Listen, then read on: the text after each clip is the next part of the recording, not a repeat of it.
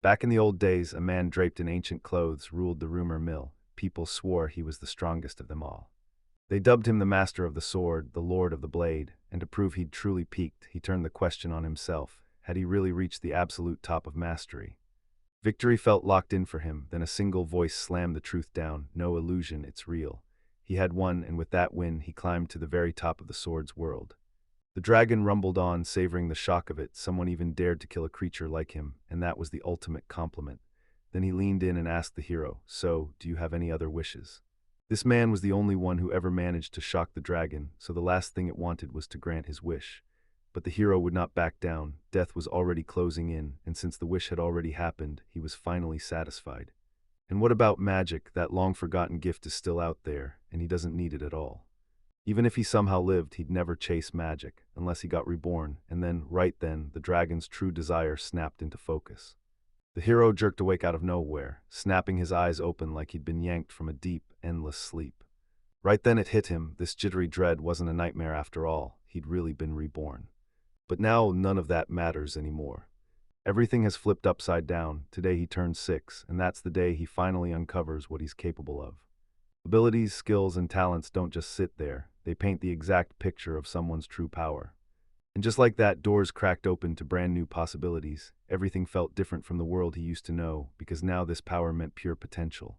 Right then, his thoughts brought him straight to his sister, Lena.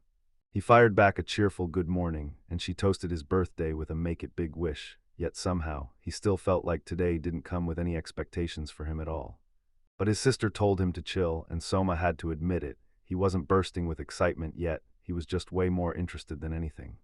Since he's the older brother, Lena figured he'd have 3 or 4 tricks up his sleeve, but Soma was thrilled by something totally different. In no time, he'd be able to study magic. Magic, he's got it again. The dream he chased in that world has finally come true, and the moment he figures out what he can do, training is going to kick off fast. He just can't help worrying he'll be bursting with excitement the whole time. Lena couldn't wait to see what kind of magic he'd unleash. And Soma was already burning with curiosity, desperate to find out what skills he'd managed to learn. The words his mother said hit him like a truck, then she repeated them again, even louder. No matter which path he picks, martial arts or magic, he'll never truly master a thing because talent just isn't in his blood. One day he told his teacher his dream of mastering magic, and she smiled and said, "If that's what you want, you'll learn it for sure." So when Soma finally hears he's got no talent, it doesn't crush him. He shrugs it off like it's no big deal. That's exactly what he needs, right down to the bone. They crowned him a genius, but he didn't see himself that way. He crammed the whole school curriculum in half a year, a path that usually takes 3, and he was only 5 years old because the kid already knew everything. He never once wondered if he was a genius, because his past life memories came packed with everything he'd need. But the moment he realized his talents were missing and he couldn't use magic, it crushed him. Now he's staring at his dream like, do I really have to give it up? No, there has to be a way, because if skills are just a mirror of talent, then missing them doesn't mean someone's talent isn't there. Anyone can swing a sword, and yet time and time again, people with nothing mastered still crush the gifted. Maybe they were exceptions, but they're still real, and even an exception is just another piece of the truth. And now he's chasing a brand new challenge, just like before, but this time with a dragon in the mix. With a stick clutched in his hands, he lined up his aim at the 100-year giant tree, this boy. No spear, no bow, no close quarters brawling, nothing, not even the basics. There's no way he's going to master any of it. The sword won't even bend, no matter what he does, and the only thing he's got is this weird skill tied to sound, like it makes no sense at first. Even with her beside him, the boy felt he could finally master magic, and he'd do it sooner than anyone else. This is the spark that lights the journey of the world's strongest. All that's left is figuring out the exact way to use magic, and he's already convinced it's going to work as he slams to the ground. Right then, a total stranger somehow tracked him down like it was fate. She swore she was cursed with bad luck, but that creepy forest hit her hard, empty as a grave, not a single soul anywhere. Somehow, she just knew coming here was the right move. That eerie sound still rumbled through the air, so don't just freeze there. Go check what it is right now. Then crash, a tree just toppled like something wanted attention, right here nearby. People swear demons are roaming this forest, and she was positive she wouldn't run into a soul, so why does it feel like the woods are staring back at her? She thought she'd been attacked, but it turns out it wasn't someone coming for her at all. What happened? The cut was so clean it didn't feel rotten at all. Then a voice snapped into the air and she froze, terror slamming through her. Stunned out of her wits, the girl stomped down, right on someone's head. When she spotted the child, confusion swept across her face as she called out to him. Then the moment the boy didn't budge, her heart dropped and she convinced herself he was dead. Soma told her to quit stomping on him and she snapped into fear because he was still alive. Then he clarified, "I'm not dead, I just can't move," and the rest sounded impossible, tied to the skills he picked up in his past life. Pulling that off with no practice felt like suicide, and the girl immediately snapped, "So what are you doing here?" Honestly, she couldn't stop wondering how he wound up in a mess this intense. She thought he was hurt, but he was grinning like nothing happened. Soma even said he could only talk, and that was all. She couldn't believe he still planned to stay like that, stuck in the middle of the forest after just a day or two of rest. No matter how you slice it, this feels sketchy, and he's standing here all by himself, so maybe, just maybe, we shouldn't get involved. The girl offered to help, but Soma snapped back still. She warned him that refusing would make him look bad, so he decided it was smarter to just thank her. The boy bowed his head and thanked her, like it mattered more than anything. She jerked her gaze away. He was way too close for comfort, so who the heck is this guy? Alone in the sinister forest, she warned him not to lean on her. He was far too heavy to carry. Soma realized the moment it happened, everything had completely blown off the script. His muscles screamed with pain, like he was moments from collapsing, strength draining out of him. Good thing she grabbed him and steadied him, but he never caught her name. If they cross paths again, he'll thank her for sure. Camilla Henfield, gifted with the rare knack to size up any skill, burst into the room. She clocked how much better he looked and asked, "What's wrong, are you okay?" He shrugged and said, "Nothing serious, I'm just exhausted." Camilla admitted that in that kind of condition she couldn't do a thing. She couldn't even sit down and read him a book. But for him, that's not the point. He just needs her there every single day. By the way, Mom only showed up on day one, and you can tell she's still worried, so Soma stepped in and begged Camilla to hand him some tasks. She's a teacher, and even though she didn't know how much he'd already learned, that boy acted like it was no big deal at all. He's obsessed with magic, but right now, he knows absolutely nothing about it. Camilla still had doubts, but Soma flashed a grin and promised he'd do anything to get answers about magic. Hearing that, the teacher leapt into action, cooked up a task he couldn't wait to unleash. A whole week went by, and Soma finally clawed his way back to full strength. What now? He paced in his head, scrambling for a plan, while the world outside was still only morning. Now you've got to jump back into daily life, your body's slipped, and it's begging you to rebuild strength fast. Camilla was dealing with another crisis. Everything looked perfect after she became a home tutor, but for some reason, it snowballed into way more trouble than she ever imagined. It all kicked off with a skills assessment. She was simply doing her job, running the evaluation, but when the results hit, she didn't just dislike them, she couldn't stand them. His whole life is shattered, he's a ducal heir, but now they've banned him from even existing, and you can't help but wonder, if he'd been born anywhere else to any other family, with a different judgment that day, things might have turned out differently. He finally had the chance to live in pure happiness. From that moment on, Camille got swallowed by guilt, and she decided to take control, becoming his personal mentor and wiping away every teacher that came before. But the real problem wasn't the lesson, it was figuring out what he already knew, so they dumped a full 10 years of textbooks on him to tear through.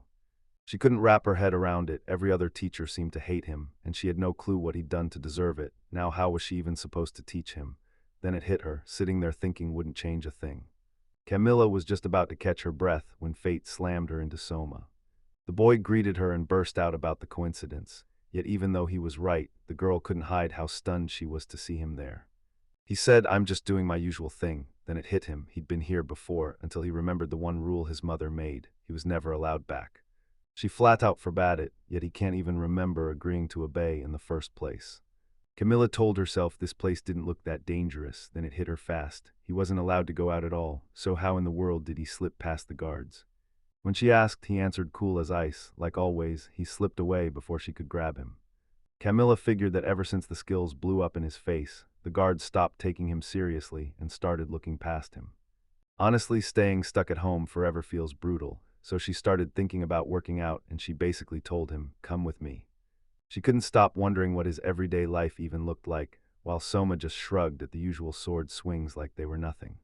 Then Camilla jumped in to help with fencing. Even though it's not her true specialty, she's just as deadly with battle axes. Either way, Soma was ready.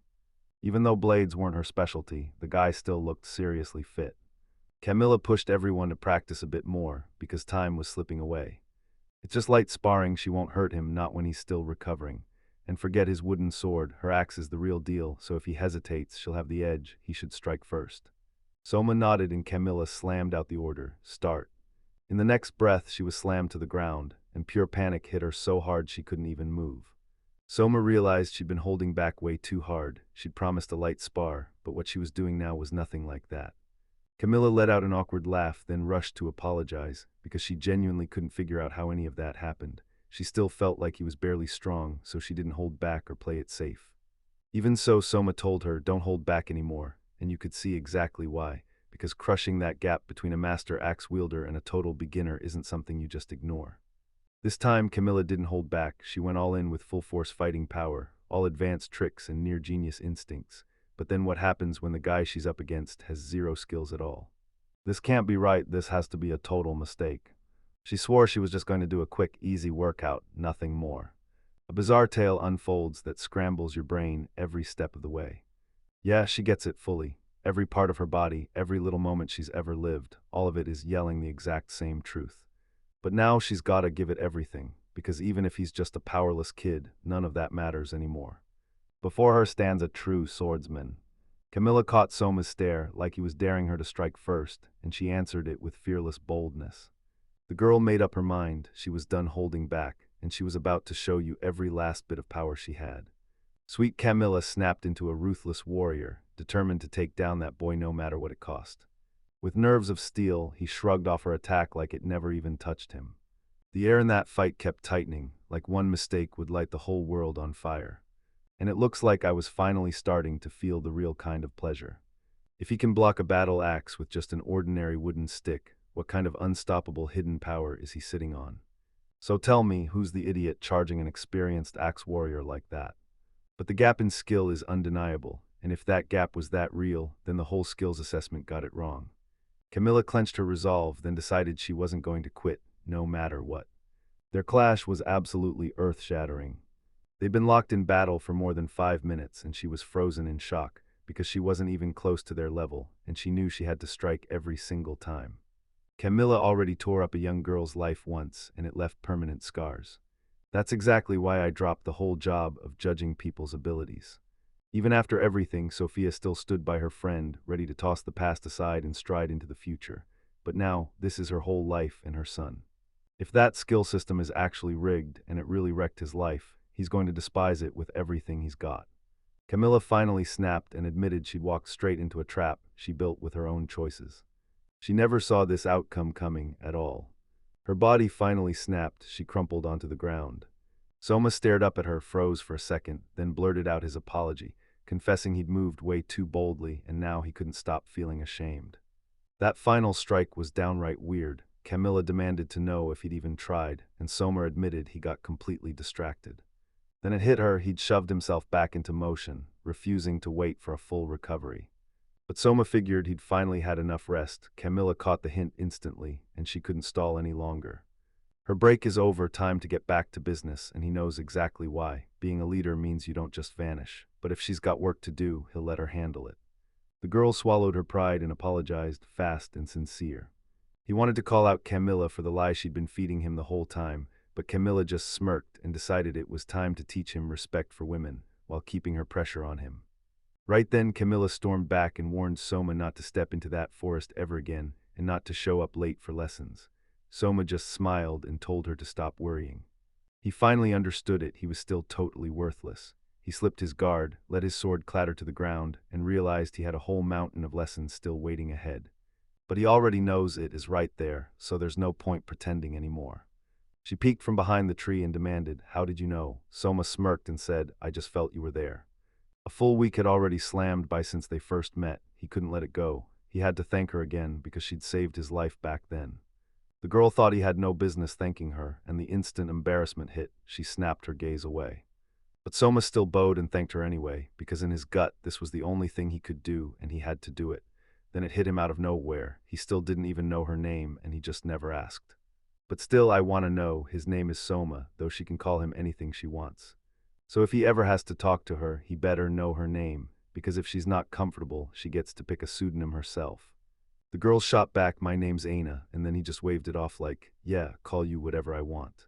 So he just started calling her Anna, and that totally caught her off guard, but Soma reminded her she'd given him that permission herself. If this is really a problem, he can handle it another way, except Aina fired back, no, it's not a problem. Then she grinned and said she'd shorten his name to Soma. His calmness rubbed her the wrong way, too much honestly, forget it, time to shut this conversation down.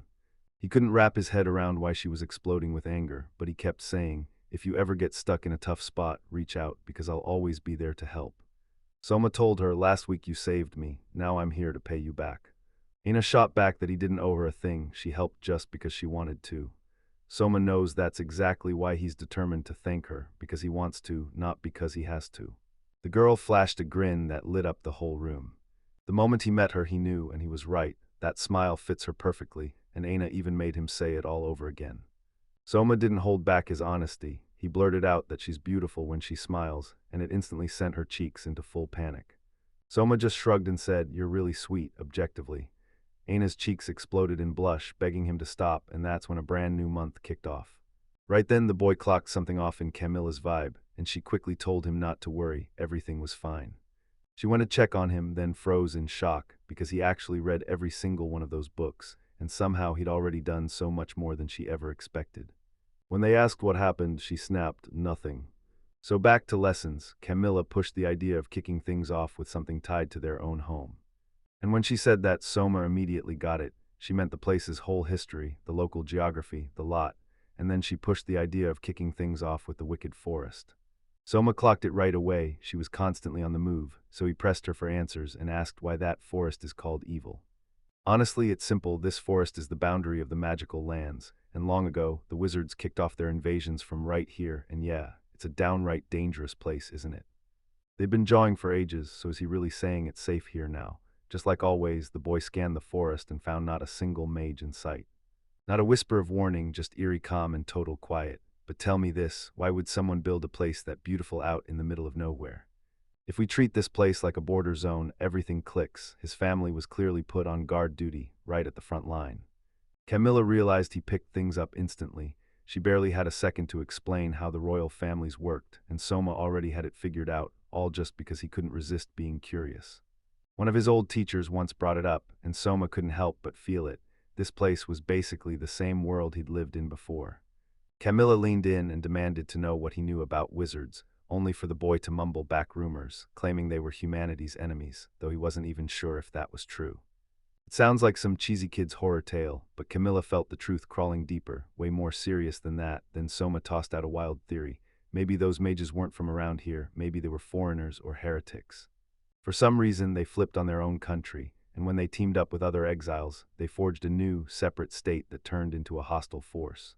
Camilla nodded along, yeah, it sounded legit, and the more she thought about it, the more she was convinced he was downright brilliant. He somehow cracks the mold and thinks on a whole different level, and even his old teacher was blown away by it. That's why they kept him in the dark, so she could size him up with a clear head. But after that brutal, chaotic duel, he had to check every detail himself, and every consequence came crashing down with it. Either way, the mages really are exactly how he described, only now you see the truth. They're terrifying, and most of them are brutally, extremely skilled. They say the only way to stand up to the weakest mage is to be at least average skilled, and if you're just a regular soldier, you're done for. But something about that doesn't sit right with Soma. She snaps that mages don't fit the skill system. So why would anyone jump to the conclusion that they're stronger just because of it? So yeah, maybe they really are that strong, but nobody knows if it's special skills or straight-up black magic, and still, people act like those guesses are 100% fact. People feared the country would grow weak and latch onto dependence, so they started judging everyone by their real skills, and those trained minds became the backbone of the whole society. Soma realized it with a jolt. If the royal family's firstborn, the one stuck guarding the border, can't do anything, then that's just not acceptable. Camilla nodded, yeah, that's exactly it. So of course he's got every right to hate her, but the one thing he couldn't figure out was why. Why would it all be like this? She snapped that if she'd come to her senses back then and just tweaked the assessment, his whole life wouldn't have been wrecked, he could have stayed in the family. Soma got it. She thinks he deserves the hate for refusing to lie. But that's just absurd. Honestly, most of the time, this assessment doesn't really matter much. Camilla couldn't believe it. How was this even possible? After all, everything in his life had flipped because of her. Soma snapped back like he'd said before. He wasn't interested in anything. He only cared about magic. I know it sounds small, but that's the lie you tell yourself, because it absolutely, definitely doesn't not matter. Honestly, he might even owe her one, because thanks to that assessment, he finally slipped out of the family trap and now he can zero in on studying magic. Camilla got exactly what he meant, and a soft, knowing smile spread across her face. She thought, if he wants magic this badly, I'm going to master every way to study it, every last technique. A whole year dragged by, and Soma got back to practicing that summoning spell again, only this time, just like always, it refused to do a single thing. Ina watched him drill it hundreds of times, same result every single time, and still he swore he was finally learning. No research at all, just a dead end. Ina called it hopeless, but Soma. He'd known from the start that magic won't come easy, and he was right. But he refuses to chase quick wins. He does exactly what he wants, even if success never comes. Suddenly Aina blurted, "So, do you really think all this effort is worth it?" Soma mulled it over. If effort only counts by the outcome, then what's the point when the fruit never shows up? Doesn't it all turn to nothing? Aina nodded, dead serious. No matter how hard you swing, in the end it's still all for nothing. But Soma finally admitted it. When it comes to benefits, yeah, he can't deny it's true. Yet judging whether all that effort is worth it, that's a whole different battlefield. It boils down to just one of the possible rules that could count. One move can snap together a whole chain of events, and even a desperate, pointless action can end up priceless, because stories like that happen everywhere. Aina stared at him like, "Wait, did I even get you right?" Because something about the way he spoke felt anything but clear. Soma jumped in with an example, today's training, and admitted he wasn't even aiming for anything specific. It hit her like a shock, but Soma was locked in, convinced today's practice still had real meaning. This talk pulled them even closer, and you could feel their bond tightening as the words landed. Aina felt the heat rise in her cheeks, and a full-blown blush swallowed her whole face. All year long, her feelings for him latched onto his days and turned into something he couldn't escape. And Soma couldn't help but wonder, does that soft look on her face mean he finally cracked the code and earned her trust? Up to now, she let him talk and talk, while she kept her own guard up tight. Anna finally got it. He wasn't pushing her at all. He was just waiting for her to loosen up, because if she didn't, they'd never manage to talk honestly. She nodded and agreed. Honestly, she really did look suspicious as hell. If I were in his shoes, I wouldn't trust me either, but that wasn't the point. He wasn't doubting her like that. Ina shot back that she was totally fine, fully knowing he'd read her intentions the right way. She abruptly changed the subject and blurted out, "I just want to know what's been eating you." Soma clocked it right away. She had something weighing on her mind, and he leaned in to promise that if anything went wrong, he'd step in and help. And with a deep sigh, he waited on the edge of his seat for the instant she finally opened her mouth. They call her a complete failure. Back when Suma was getting tested for her abilities, she also got pulled into an assessment, basically a rite of passage to prove she was for real. I failed. Everything screamed that she had zero powers. But the results hit like a curveball. Turns out she wasn't ordinary at all. She had a rare mage gift with a special class ability no one saw coming. Soma thought she was just showing off, but the girl snapped back, "No way, that's not it." He kept claiming he was joking, yet he still couldn't grasp why they'd label her as worthless. Ina said everyone was buzzing, so thrilled she had a gift so rare, but then the very day before the celebration, it hit like a slap. She couldn't use magic at all. And you can't just pick this up later by copying someone else's moves. If you've got the power, you can use it instantly. But here in this country, magic research is barely even alive, so yeah, that's probably the real problem. Somi was freaking out because her magic wouldn't work, and now he finally got why they branded her useless, because from the outside, watching her try to cast was just a joke. Ina decided it was time to reveal everything to him. The boy lined in and tracked every single move she made, like he couldn't blink without missing something. Everyone kept telling Aina she was doing everything right, so when the spell still failed, shock hit the room hard. She threw herself into countless studies, tested dozens of methods, 3 days, a week, a whole month, yet nothing ever worked. But even now, nothing, still no results, and that's when Soma finally clocked what was really going wrong. He had to nail down one thing. If nobody ever figured out why she couldn't cast spells, then no one would have uncovered anything strange. But the girls swore that if they turned up with anything, they'd set it right for sure. Then Soma blinked because they hadn't seen a single thing. Soma basically said, "If it can be opened up, we'll finally see what's inside." But Aina just stared, totally lost on what he meant. When the boy pulled off the unexpected, the girl jerked back. Soma only shrugged and said, "It's okay, but now what?" Now he pushed her to try magic one more time. Aina never even dared hope it would actually work, yet somehow it did. Then out of nowhere, fire erupted. The girl tried again over and over, refusing to give up. And with tears streaming down her face, she thanked him. She couldn't fully explain what he'd done, but she knew one thing for sure: he'd changed everything. She thanked him again and again, and Soma begged her not to cry, because the moment she smiled, he'd be happy too. So he didn't just fix her problem, he blasted things forward and made a huge leap. He's still got one burning question for the teacher: does magic really never lose its power, even as time drags on? Camilla confirmed it, that's what they say, then snapped the truth into place. It all boils down to how hard you push. Soma caught it instantly. The more you focus your magic, the power doesn't dwindle. If your skill isn't sharp enough, you won't be able to parry that strike. You'll have to dodge, plain and simple. But just recently he witnessed with his own eyes, finally, that magical power can fade.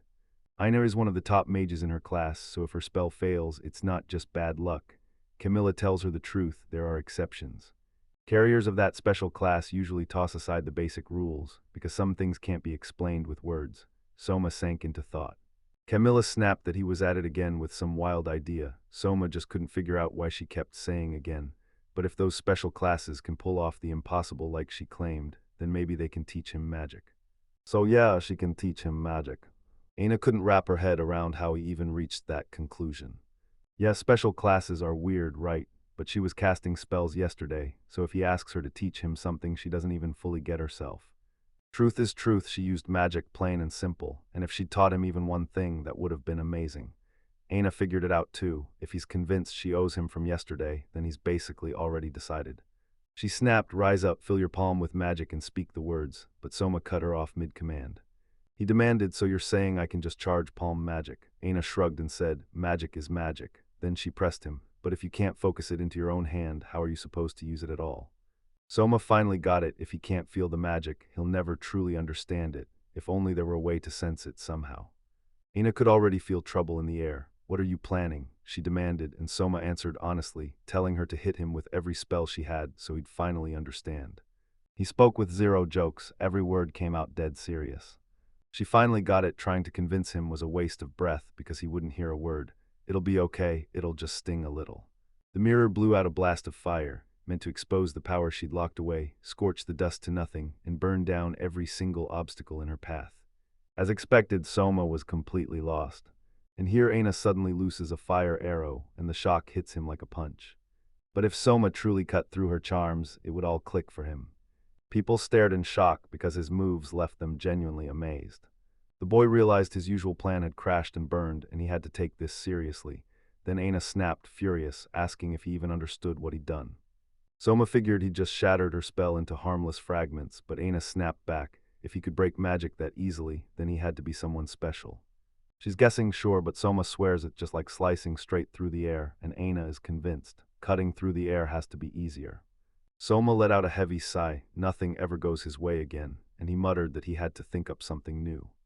Right then, he collided with his sister face to face. The girl stayed totally calm, then called him out by name like she already had control. Soma let out a breath of relief knowing she was fine, but he wouldn't mind if she called him brother, and Lena snapped back that she couldn't. He clocked the exhaustion on her face and urged her to take a walk. How long has it been since they stepped outside together? The girl was trembling like something in the air had her terrified. Why don't we do it again? He demanded, and when Lena felt the tension tighten in the air, she spoke in a whole new way. She's thankful for the care, but even with that generous offer on the table, she shuts it down, because she's got no time for any of that. So he should drop these pointless struggles and go do something that actually matters, yet the doubt still flickered in her voice. With every second screaming for mercy, she swallowed her pride and apologized. Soma spilled everything to Camilla, convinced this stretch was brutal for Lena, or maybe she just hated him, and he never caught the signs. But still, he couldn't hold it in. He had to tell her everything. Camilla nodded. Yeah, those words sounded brutal, but she was sure he'd be able to take it. On this day, everything shattered, because Lena's 5th birthday was supposed to be simple, calm, and happy, just like always. In the end, Soma's gifts got fully recognized, and Lena could finally hope without fear. She thought her brother would rise in both military strategy and the arts, and now she was certain of it. He wouldn't just be influential, he'd be unbelievably talented. She realized Somi was gone for good, and she tore off to find him. Lena snapped her focus to her mother, like that was the only answer left. The instant she said Soma, her mother snapped her head toward the office and ushered her in. And she told Lena straight up, from this moment on, your brother is gone. Better yet, he never existed at all. Lena fought to keep her cool, even as panic clawed at her. On this day, every one of her childhood dreams crashed into a million shattered pieces, but she still sees it, clear as ever. Her brother vanishing into the bushes while she chases after him, and even though she knows she shouldn't look, curiosity claws at her, screaming, why was he so desperate to run? And just like that, his silhouette vanished into the heart of the forest. They charged toward the girl. The dissatisfied teacher snapped that Lena better be listening, then Lena swore she was. The woman pressed her again, reminding her that the peace in this country was the hard-earned achievement of her father and mother. Good if you're listening, the teacher said, urging everyone to get ready, but then she warned that if you don't want to end up just as talentless. Lena snapped her head up and cut her off fast, demanding she pick her words carefully. Someone didn't exist, the woman groaned, and she nodded right along with it. That's why Lena has to rise into an exceptional leader, worthy of inheriting the Numa family name. Lena gets everything instantly. She even knows Soma was meant to be in her spot earlier, but he just isn't the right fit. The teacher leaned in and said, good news, Lena's powers are seriously impressive. She's in a special class, and she fences like a pro with a style just like her father, Sir Klauka, the legendary swordsman. He even caught inspiration from that art once. But none of it is true, and it feels brutally unfair.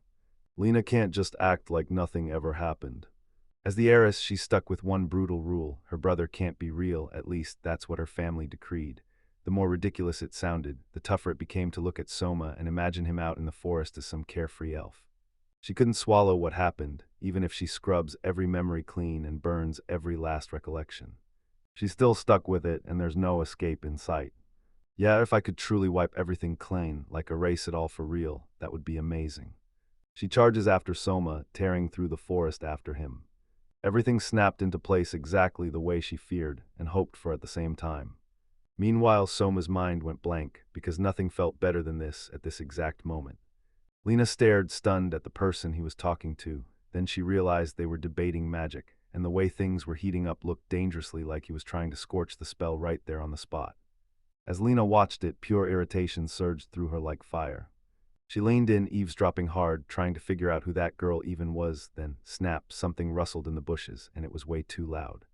The girl snapped into hiding the second he looked her way, and she couldn't even process it. Right there in the mansion, he never once noticed her. She remembered it clearly. He'd spotted her again the very last time, just like that. Lena tried to steady her nerves by telling herself this time was pure coincidence, while Aina sensed something was off, yet Soma couldn't even put a name to what he felt. He leaned in and asked if she really thought they were the only ones here, so Aina whipped her gaze around and flat out decided, nope, it's just us. Both of them leaned in, eyes locked on the bushes, like something was about to jump out. Soma lifted his chin and pointed straight at where his sister was. Aina froze in shock. She was sure nobody was there, yet Lena couldn't believe it when he actually noticed her. She stumbled through a nervous hello. Soma threw out the same kind of little contest proposal, right back where they left off. Lena gave a quick nod, then he told Aina to step back just a little. This stick is nothing special, just his fencing practice weapon, and if that's true. Lena finally got it. He hasn't changed one bit, and just like before, Soma is totally clueless. Then, bursting with confidence, he pulled off those ridiculous dances like it was the coolest thing ever. Yeah, just like before, his stance isn't even a stance. He's just posing, and to her, an experienced fencer, that look is downright ridiculous. What a shame, right? Still, Lena's about to smash this humiliating pose and put an end to it for good. Soma and Lena's showdown is finally underway. Let the clash begin. Lena was the first to break the silence about the kind of secret that shouldn't exist. Her power is beyond understanding. Only a handful can even touch it. She's basically a force of nature, but at least she'll give him a shot at surviving, because even a plain old stick can pierce flesh. The girl was right on the edge of landing a devastating hit. But her plan crumpled. An unexpected shove knocked it all off course. Lena stared in disbelief. How could someone with no specific class even butt in like that? This had to be more than luck. It couldn't just be a miracle or a coincidence. Soma let out a heavy sigh and shot back. Relax, this is just a game. But that only lit a fire under her rage. She felt like he was mocking her. Then she exploded forward and lunged. She cocked back her fist to swing, yet he stayed stone calm, like none of it could shake him. Lena couldn't process it. This was never supposed to happen, and if everything is going down like this, then it's all been a mistake. His skills, her position, her every move, straight up laid bare. Lena hauled in one last burst of strength and slammed the attack down. Soma let out a quiet, not bad, but you could tell he still needed way more practice. The girl couldn't stop, she just kept going, no matter what. All year long, adults, teachers, even her own mother had her back, everyone stood right beside her, but she didn't feel happy at all. Soma just had to wonder if maybe she hadn't had enough real sparring experience yet. Lena nodded because the truth was brutal. Nobody around her was even close to her level, not in that special class. And that's why the whole truth finally clicked in her mind. She understood. Jealousy flared in her chest, and the fight was still raging on. For a whole year, she gritted her teeth, kept pushing through every blow, and even taught herself to sharpen her fencing technique until it finally clicked. Soma clocked it, her timing was perfect, right up until that last step gave away the whole plan. Lena realized the truth and froze. Her efforts were useless, the entire year was for nothing, and this can't be how it ends. But now she was 100% sure she could do it. And with everything I had left, I forced my last shred of strength out of my body. Soma slammed through her assault again, somehow keeping her from landing a hit. Exhaustion crushed Lena and she dropped hard to the ground. Yeah, she really lost. The boy blurted out that her final attack was absolutely breathtaking. Honestly, she was this close to winning. She'd trained into a top-notch fencer and Soma was convinced the girl had real talent. Right then, Lena's heart just melted to the bone. He leaned in and said, "You've got a real gift with the sword." And then it hit her, every wish she'd guarded for years, every memory she kept clutching, it was all real. Her older brother, yeah, the older one, he's literally standing right there like the whole story depends on it. Soma finally clocked the truth. A sparring partner is everything, especially when your strength starts to fade. But training alone is brutal, so he can't stop thinking, what if he had a permanent partner to drill with for real? Lena snapped around and locked eyes with him. And she chose him, then swore she'd be his partner, no backing out. Meanwhile, Aina began packing up in a hurry, ready to head home. Lena believed it all traced back to her, then Aina cut in fast and said, "No, that's not it." Soma was seething with disappointment because he still wanted to try a few more things, until Aina shut it down, saying he'd already gone off the rails with stuff like pouring magic straight into his head, and that was the end of it for today. Soma shook his head and said he was just doing what he always did, but Aina snapped back that when you keep poking dangerous stuff, you don't stay safe, you just stack the chances that something's gonna blow up. But Soma thought, if my usual tricks don't work, then what's a little risk to seal the deal? Lena flashed a smile and yeah, it screamed him right on cue. Aina clocked it too, because they matched in more ways than one. The boys said their goodbyes and promised they'd meet again tomorrow. Aina's eyes widened, she couldn't believe it, because this twist hit her out of nowhere. So this was a special class, someone with skills like that might be called gifted, but then she couldn't believe it when Soma crushed her that easily. Even if Aina's a mage from a special class, she can't fight off a swordsman like Soma. But even with all that going on, the boy still grabbed his chance and begged to be taught magic. A wicked, sly smile curled across her face. She couldn't believe she'd found Soma. Meeting him sparked feelings she'd never once dared to experience in her whole life. At last, someone tracked her down. A young man was frantically searching for her, and the last thing he ever expected was to spot her in a place like this. The girl snapped into recognition, Albert, and when he looked at her, he could tell so much time had already slipped away. Turns out Aina isn't just anyone, she's a princess. For years, a secret society operated from the shadows, keeping its existence locked away from the whole world. One of the members lined in and told everyone what he'd seen just a few days earlier. Then they made the call, all right, it was time to burst out of the shadows. Everything I do points straight to one thing, the King of Mages. Lena and Soma team up and grind through combat training side by side, pushing each other harder with every move. The girl gasped in shock. She'd forced him to block the attack, and it was straight up unbelievable. But Soma just couldn't figure out what it meant if she stopped right here. Lena was laser-focused on one thing, figuring out how to make him defend himself, and that was it. If she gets that right, she's already earned that passing grade. Looks like Lena's gonna need a bit more time before she can really wow him, yet Lena's already sure she's more than ready. The moment she gets her opening, she's going to prove herself, and Soma is honestly praying it happens. He rushed to Aina and apologized for keeping her waiting. But the girl snapped back that she wasn't waiting for a thing, she was just saying their fights are way too entertaining to miss. Aina didn't see the point in lying, she wasn't staying here just to keep someone company. Soma finally clocked that she'd been hogging all that free time just sitting beside him, and Aina didn't even bother to deny it. Then it hit him, this was the kind of time you can't buy, so he decided to spend it smart. Aina wondered if they should invent a kidnapping signal, because she had zero clue what he was talking about. Even if a disaster like that feels far off, Soma still believed you've gotta be ready for the worst, because trouble never asks first.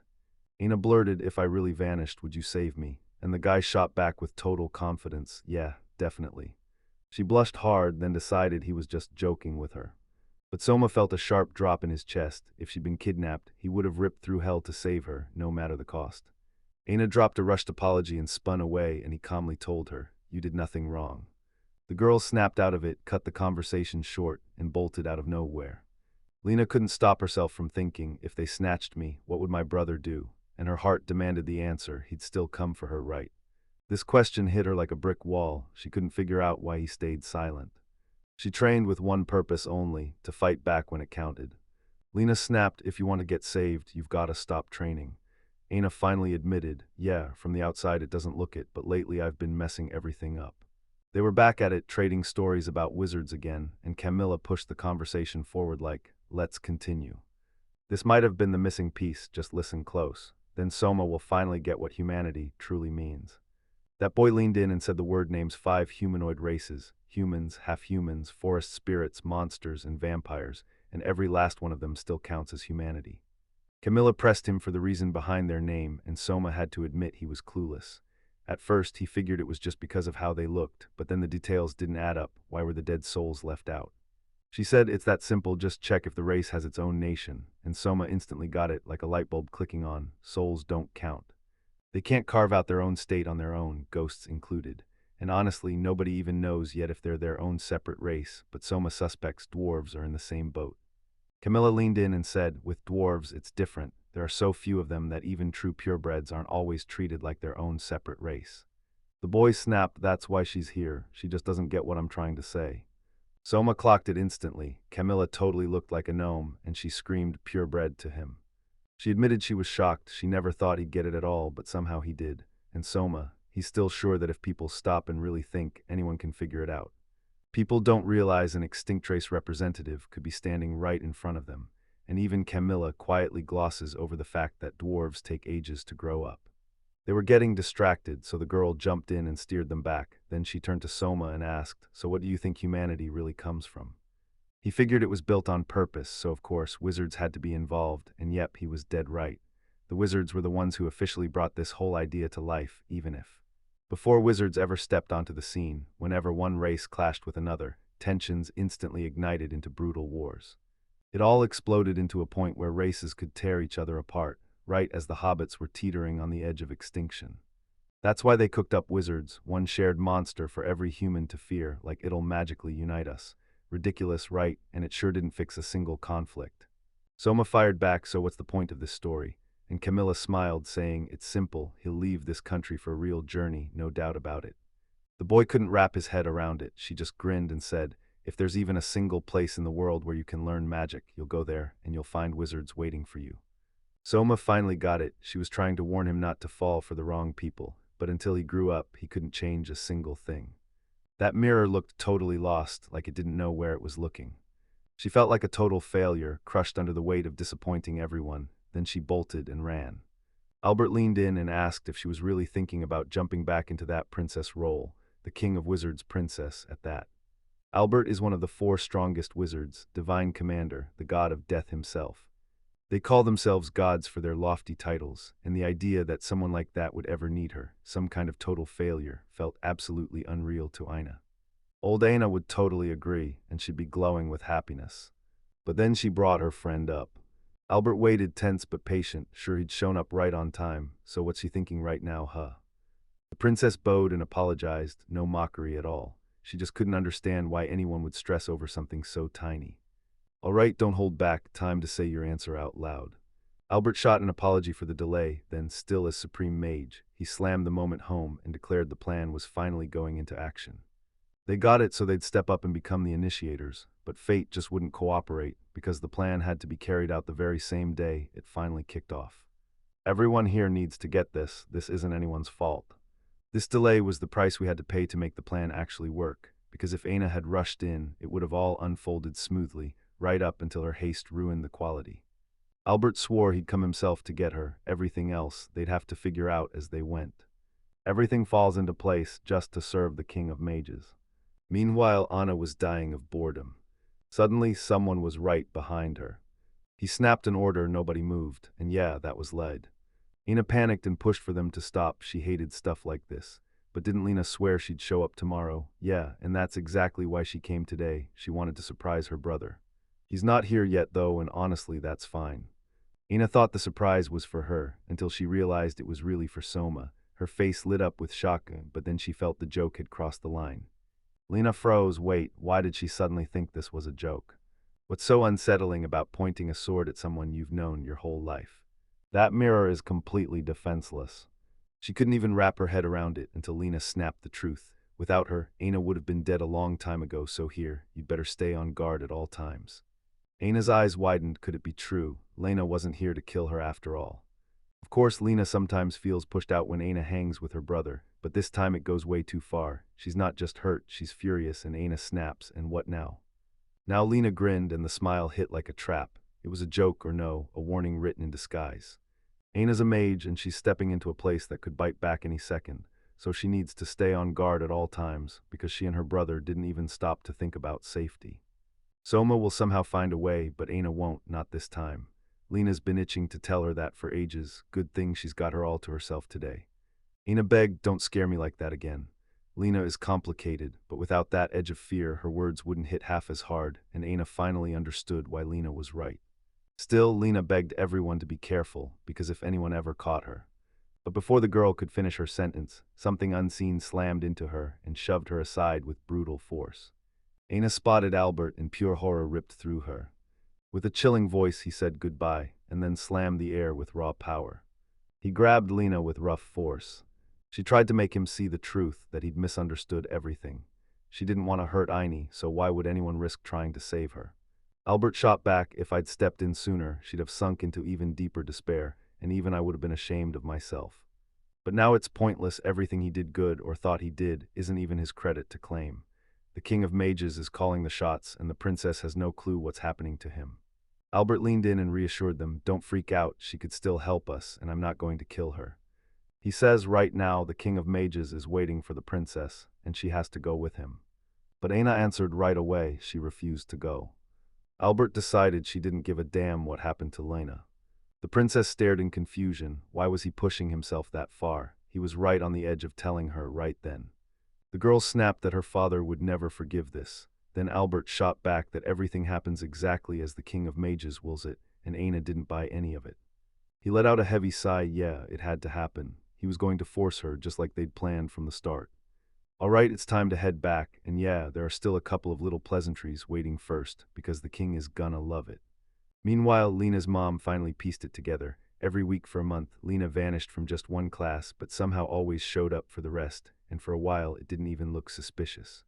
The teacher cleared his throat and admitted it. When Lena didn't show up today, she simply didn't notice, didn't bother to check, and never reported her missing. Lena's mother snapped, stunned. Was she really going to miss class tomorrow? And the teacher just nodded like, yeah, that's the plan. The woman got it all instantly, while the teacher had nothing left to say, so they tossed her out. She repeated the order, bowed deep, and the teacher hurried out the door. The mother sat there thinking, why do I even have to deal with someone like her? Because she didn't want to handle it herself, and deep down she was convinced this one was better than the rest. Camilla figured that since she'd already hired her, she couldn't just toss her aside, until now when a real reason finally hit and she went for action. Turns out Lena vanished for over an hour and everyone was panicking. 2 whole hours had passed, and nobody knew if she was still on the estate or if she slipped out. Camilla snapped, is she even eating lunch? Lena sat down for lunch with her mom, so it had to be either a daring escape or a full-on kidnapping, and Camilla was sure it was the escape. The woman demanded, why would that happen? And Camilla shot back, tell me, could anyone slip in here without us noticing? Even if someone showed up, she couldn't shake the failing. Camilla asked if anyone had ideas, then she immediately turned it back on herself. What does she think anyway? Everything's sliding back into chaos, and Camilla's the one stepping in to fix it, because the girl's mother even confessed she wants in on the fight too. But Camilla always takes charge of her messes, and today is no different. Bursting out of the office, the girl finally let out a long, shaking breath. She was already plotting where to start her search when, right out of nowhere, Soma crossed her path. Camilla swore she'd heard something, but he leaned in and told her, with total certainty, that he hadn't caught a word. I just caught whispers on the road. People are talking about Lena's vanishing, and it's freaking everyone out. He got the confirmation Lena was really gone, and then it hit him. Camilla had already filled her mom in. Camilla felt a wave of relief knowing the guy finally understood. It makes everything way easier now. She'll go hunt down the girl, and Soma can lock in on his self-study. He asked her what she thought about the place, and she shook her head, totally blank, no assumptions. Then she leaned in and said she wanted to start in the dark forest, and not just there either, even a little farther. Soma took a deep breath and chose to trust her. But Camilla couldn't shake the feeling that something was wrong. She thought he'd asked to go together, so what was he hiding? Soma snapped back. No, he promised he wouldn't follow. But he doesn't let her slip. He points her down the path and leads the way. Camilla got it. If they're moving this fast, it might be worth it. But can she really be sure she's heading the right way? Soma straight up told everyone he's not buying it. He doubts Lena was used, and he's praying it's not true. He spotted the clue the kidnappers accidentally left behind during the botched abduction. This is Lena's mark at all. Someone grabbed Aina, the girl he met in the forest, and she left a mark only he can spot. So yeah, Soma just locks onto that mark and follows it. Camilla snapped, why are we even here? And the guy shot back, don't stress, she's useful right now, so it's smarter to let it go. That one mark led him straight to the truth, the abduction, and somehow Lena too. The moment Soma noticed Aina was gone, he bolted back to the estate, and that's when he realized Lena was missing too. Camilla couldn't wrap her head around why he hadn't chased after them the second he knew. Because the markers were miles apart, Soma was sure the kidnappers had slipped away with teleportation magic. He only has a direction to follow, not the exact spot, and he's braced for the worst, because this search could drag on for days. Teleportation isn't some casual trick, it's the kind of move only a real threat can pull off, and if they can do it with an artifact, you're dealing with a serious enemy. Camilla got it all instantly, so she should just follow him. Still, she can't hide her shock because Soma just asked what hit her so hard. She clocked that guy's weird calm right away. Sure, she didn't need to lose it, but she fully expected to see some anger break through. Camilla wanted to see more emotion in him, yet at this point, it feels like that chance is already gone. No markers left, so grab on and push forward, because we've gotta go farther. Soma thinks the enemy won't strike yet, but Camilla snaps that they're tracking every step of that trail, so he better go quiet. The boy nodded and suddenly everything felt urgent because they needed to know how much time they had left. He pushed to survey the area. Camilla didn't object. Camilla finally gets it, she can't really help him, no matter how badly she wants to, because she still absolutely can't stop liking him. So they decide to hunt down the closest settlement first. This should be easy. On their way there, they spotted the signs, and everything suddenly felt like it was pointing somewhere bigger. It looked more like a sleepy village than a real city, and nobody saw it coming. Soma couldn't stop thinking, what's his next move? If the locals clock these outsiders, will they actually want to talk or shut them out? Camilla snapped out of it and told him to stop spiraling and move on. He nodded and agreed right away. But just like Soma warned, everything went sideways fast, and the moment it hit, he knew he couldn't count on the teacher anymore. An old woman marched up to him, and he was only trying to strike up a conversation. Then something in the air hit him, and worry crawled in. The boy blurted that he ended up here by sheer bad luck. He's lost, he doesn't know the place, and all he wants is something to eat. Then he leaned in and asked if it's dangerous here, and the woman finally got why people wouldn't talk to him. So Soma pressed and demanded, why? What? People rarely talk about this. Straight ahead there's an altar nobody's touched in 100 years, the very spot where they used to summon the gods. Soma finally got it. This isn't just a rumor, it's a sinister deity, and that's exactly why everyone keeps their distance and never dares to talk about it. People can't even guess what's waiting for them in there, and now Soma finally gets exactly why. Centuries ago, the god of chaos tore into the world to wipe humanity out, but the hero met him head-on and crushed him. The sorcerers worshipped this god like their lifeline, and Soma blurted out, so how long until we reach the altar? The old woman snapped back about a day's journey, but warned him not to set foot there. Even with no god, monsters still crawl everywhere. Soma shot back that he still had to get going, then asked if there was anything else he should check on that way. She waved it off and said there was nothing worth even stopping for. Soma thanked her for the valuable info, sure he wouldn't have anything that special to add, but he was still glad he could help, and the guy even promised, if you run into any trouble, just say the word, I've got you. The woman froze for a second, then she nodded and agreed to spill her story. She didn't seem like much, but she desperately wanted someone to listen, so the guy stepped right in and happily agreed.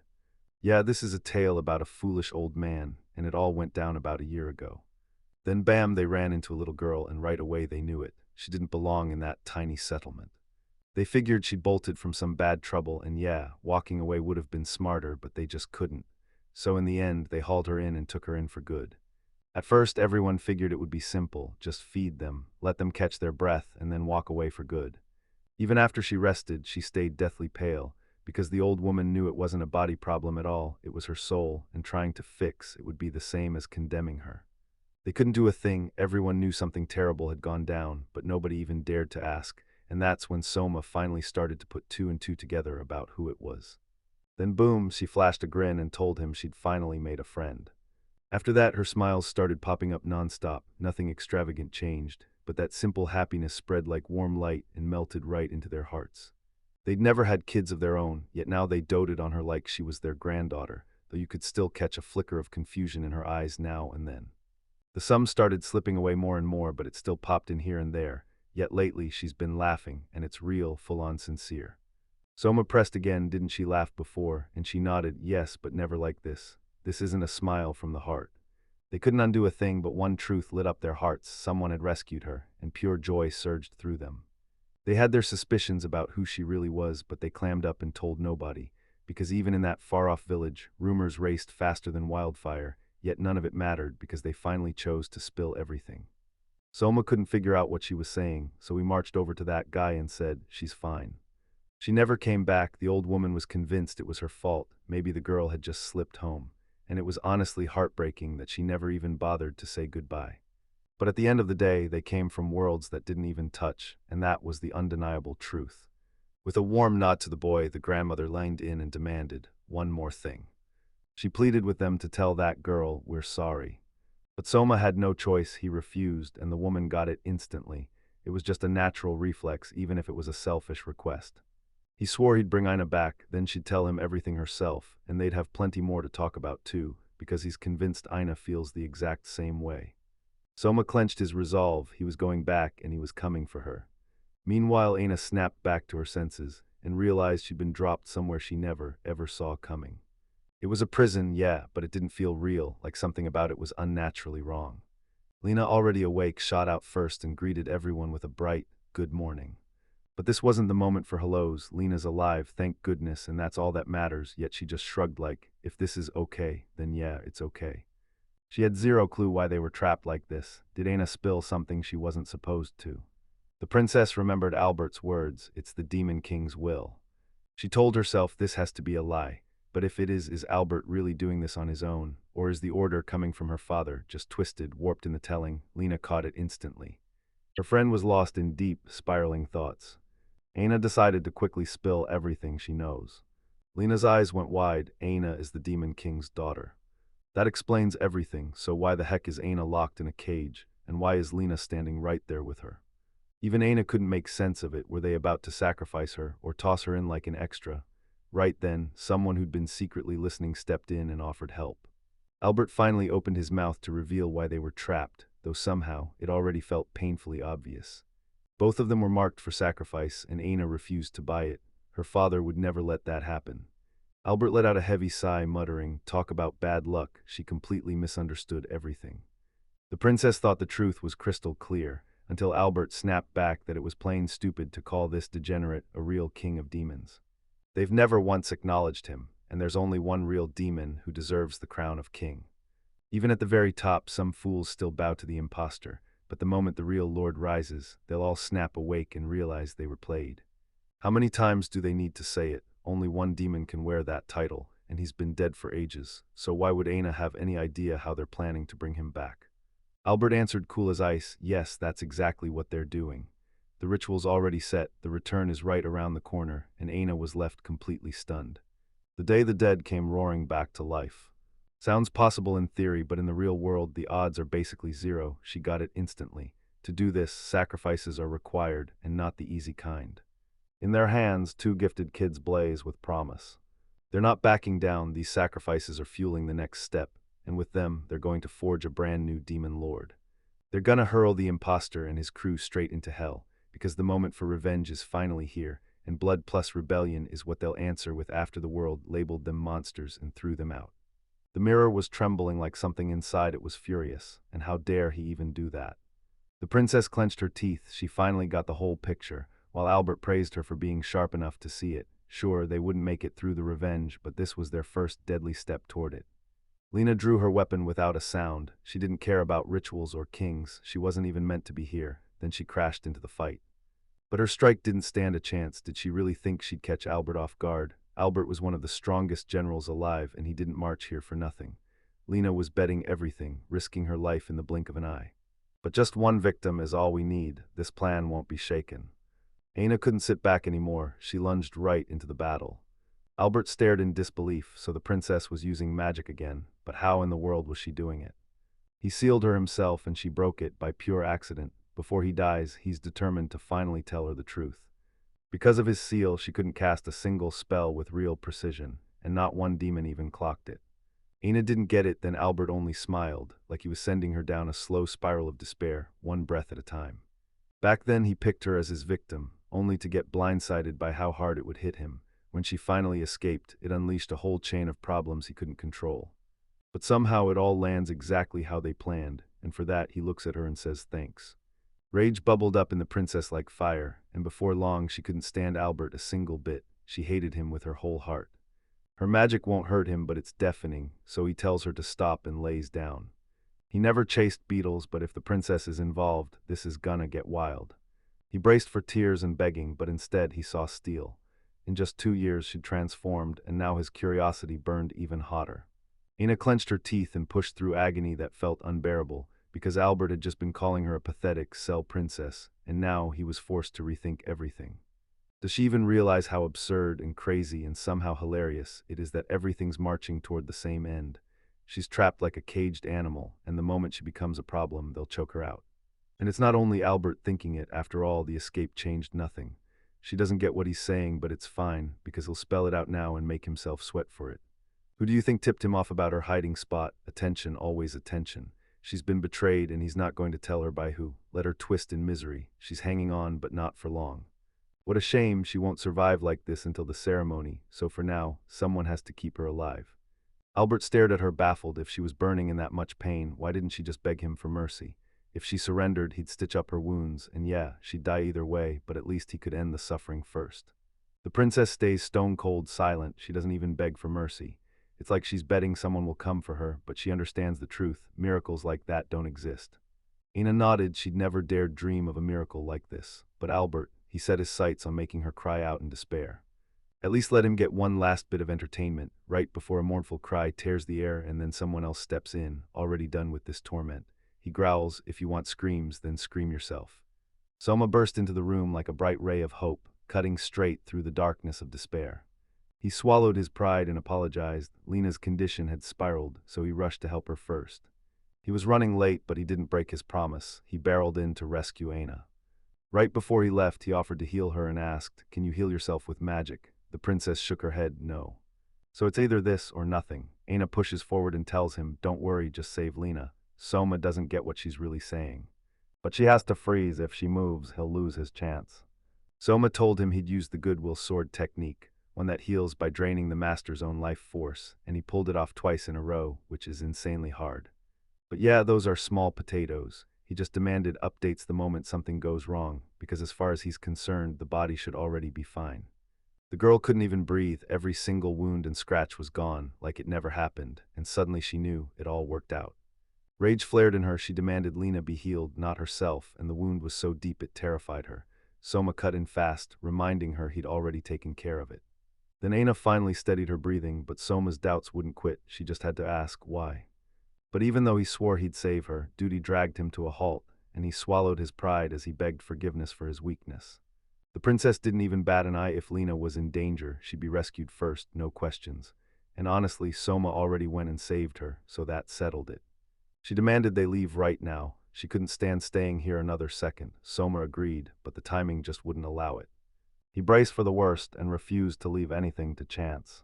Even though Albert was sick of this kind of nonsense, he didn't care one bit what anyone else thought. And he refuses to let anyone lay a hand on the girls, because they're the key sacrifices needed to resurrect the demon lord. Ina froze. Albert walked away with not a single scratch, but Soma was certain her strike landed clean.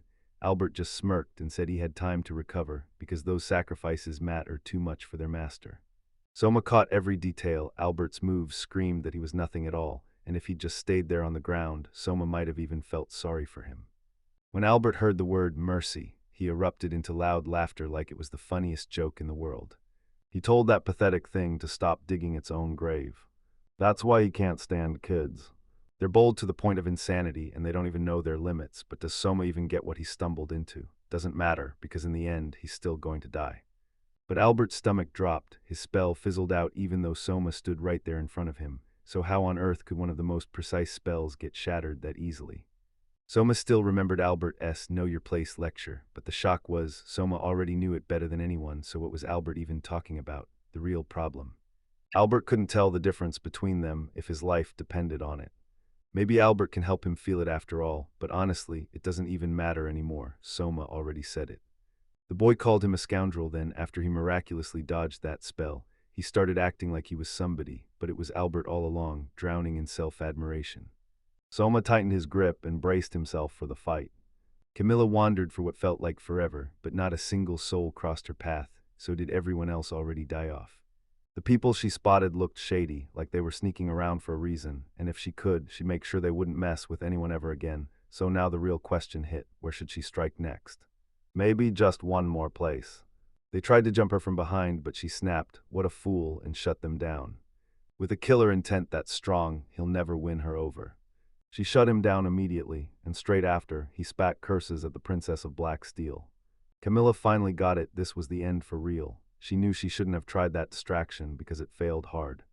Only one chance remained, maybe Ranak could still pull off a miracle and save the day. At that moment, Albert and Soma were still locked in a non-stop clash. Albert jolts in disbelief, so the kid can pull off that kind of magic. Is he from some special class too, and how in the world is a child doing this? Soma's powers were straight up unbelievable. They went way beyond anything anyone could wrap their head around. As the boy stared into the idea, do evil and you'll get power back, he knew Soma wasn't a villain, so he'd still shove Albert a lifeline to repent. And just like that, Albert dies, no regret, not even a single heartbeat. Even so, he decided to strike back for those brazen words, because as one of the Demon King's 4 generals, the patron of death, he would make that boy pay, dying in despair and agony. Camilla felt a brutal aura rolling from Soma's side, then her mind snapped back to that same terrifying impulse from 10 years ago. These are the same demons, body snatchers through and through. The whole nightmare loops again and again, and we've got to stop it no matter what. She charged onto the battlefield, right into the chaos.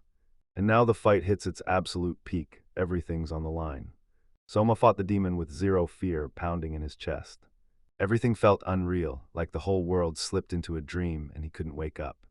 Albert was dead sure he'd win, so tell me, how in the world is Soma still standing? He has to resurrect his master no matter what. Next time he won't miss a single shot, because the boy is going to burn down to ash. Soma stood his ground and doubled down, spitting that Albert's words were nothing but empty noise. That opponent was so infuriating it felt impossible to breathe, and Soma finally snapped, no more pretending, it was time for the real fight. Albert yelled that the guy didn't stand a chance, screaming for him to just give up. Soma snapped that his dream was pointless, and that Albert's life felt hollow, like it had nothing left inside. Albert's patience snapped right on the edge. Soma unleashed everything he had, he slammed with the strongest attack. The boy stood there stone steady, daring the confrontation to come. In the blink of an eye, Soma whipped his weapon around, and Albert's world spun, because there was no denying it anymore. That guy had really landed a hit on him. He kept yelling that it was impossible, fighting to breathe, unable to calm down, then Soma cut in again. Albert's too weak. The boy shot back, do you regret it now? But there's no escape, running won't save you, unless you're calling it an apology or stepping into suicide. Albert snapped back that he wasn't mocking him, yet Soma wasn't laughing at all. So tell me, was there even one drop of conscience left in him? Honestly, it's almost a waste to take him out. Soma's already drowning in problems, and this just piles on. Albert figured the kid was doing him a favor. Then he'll live to regret it. Camilla lunged forward, trying to stop him. Albert grabbed the girl and bolted with her. Meanwhile, his attack was already cutting through the air, and Soma just stayed cool, saying he was too slow. Albert couldn't even explain how he caught it. Stuff like that only happens through dark arts and Soma. He'll let them call him a demon if he wants, and honestly, he likes it. But the boy's patience snapped. There was still a chance, yet the clock was already out. The time is finally here. Albert has to wrench himself from his miserable life and say goodbye. Soma finally ended him for good. Nothing will be left of him, no trace, no mercy. If he regrets his foolish move, it'll only be in another world, because Soma didn't just hold it against him, he forgave him. Camilla sprinted over just to be safe, but the moment she arrived, it was already done. Exactly like she feared, that guy had handled everything. Soma waved it off like it was nothing, but Camilla stared in disbelief. Then she demanded to know if he even realized Albert was one of the demonic lords. The boy shot back, if he's that weak, what does it matter who he was? Aina nodded in agreement. Camilla had already witnessed how they crushed the Demon King once, but this time it felt totally different. And honestly, Soma's got no magic gift, no special talent at all. Even though things aren't dire, she's inexperienced, and she's got no special talents. She still ends up picking her own road. If she had bumped into Soma earlier, maybe everything would have turned out differently, but that's not the point right now. What matters is that he handled it all, and she's finally giving him the credit he earned. Now he finally hands her the rest of his trust. With strength drained to nothing, Soma collapses hard to the ground. Next, no one knows what fate is about to hit him with. If demons have her in their clutches, war could erupt overnight, and we might have to strike first before it's too late. Every person who dared to resurrect the Demon King didn't just fail, they got swallowed by darkness and turned into demons. True demons aren't just myths, they're the ones people worship, the ones everyone believes in, and they're the real enemies of humanity, clawing for the world's collapse. Alive or not, it changes nothing. If he's still breathing, it's already a disaster because demons are lurking everywhere, and the moment they start moving, the world crashes straight into darkness. If the demons have already flipped the switch, Camilla could die, and she doesn't care what anyone thinks, not even for a second. It always ends up like this, like the fate is already written. She couldn't help but wonder if Camilla were in her shoes, what would she do? She blew it all up, and Soma swooped in to fix it, and that's the real sting of self-irony. She clutched the letter like it was poison, then torched it to ash without a shred of guilt. She kept him locked away from the world, but he still grew up, and now he's ready to explode into adventure. She'll stay in the shadows, watching from a distance as he shines brighter with every step. Soma can't ignore it, time to get going, and Dana decides to double-check that he really feels better. After resting up for what felt like forever, the boy finally bid his mentor farewell, then Lena's about to wake up. Aina doesn't want him to go, she's just scared something off. So she pivots hard to Lena, and in her head Soma is convinced everything is already fine. He's clinging to hope until everything flips on its head, and while that's happening, Lena's crouched behind a tree, watching them like her next move depends on it. He tells Aina she has nothing to worry about, then leans in, way more hooked on what Lena is about to say. Lena shoots an apology back, admitting that after a whole year together, she still hasn't opened up. But right there, she swears she'll change. And imagine if Soma never made it in time, what then? He was desperate for her to get it, it was dangerous. Aina shot back that she knows, but the one thing he never did was ask where she came from. And if he ever learned the truth, he'd slam the door on their communication for good. Soma shoots her an apology, he should have dug deeper, but before anything else, they've got to talk, so he asks where she's been living all this time. Aina blurts out that staying home was way too dangerous, so a year ago she launched into her journey. Then she stumbled onto that village, and if she wanted to reach the other side, she had to cut right through it. She refused to rattle the residents, so she slipped into the shadows and waited for night. Then exhaustion hit hard, and she finally crashed to rest. An elderly couple clocked her in an instant and let her sleep there for the night. The next morning she tried to slip out quietly with a note, but they yanked her back and told her she could come anytime. She was almost crying. So does Soma really want to launch into that journey right now? It's only been a short time since the injury. Yeah, it still stings, but he insists he can push through, and his strength will come back as time passes. So yeah, he decides everything's good, time to move. He turns to Aina and asks what she thinks. She's on her own and so is he, but somehow they collide and start moving the same way, side by side. Coincidence? Nah, call it fate. And when he drops that word, she's left totally baffled, like, wait, what do you mean?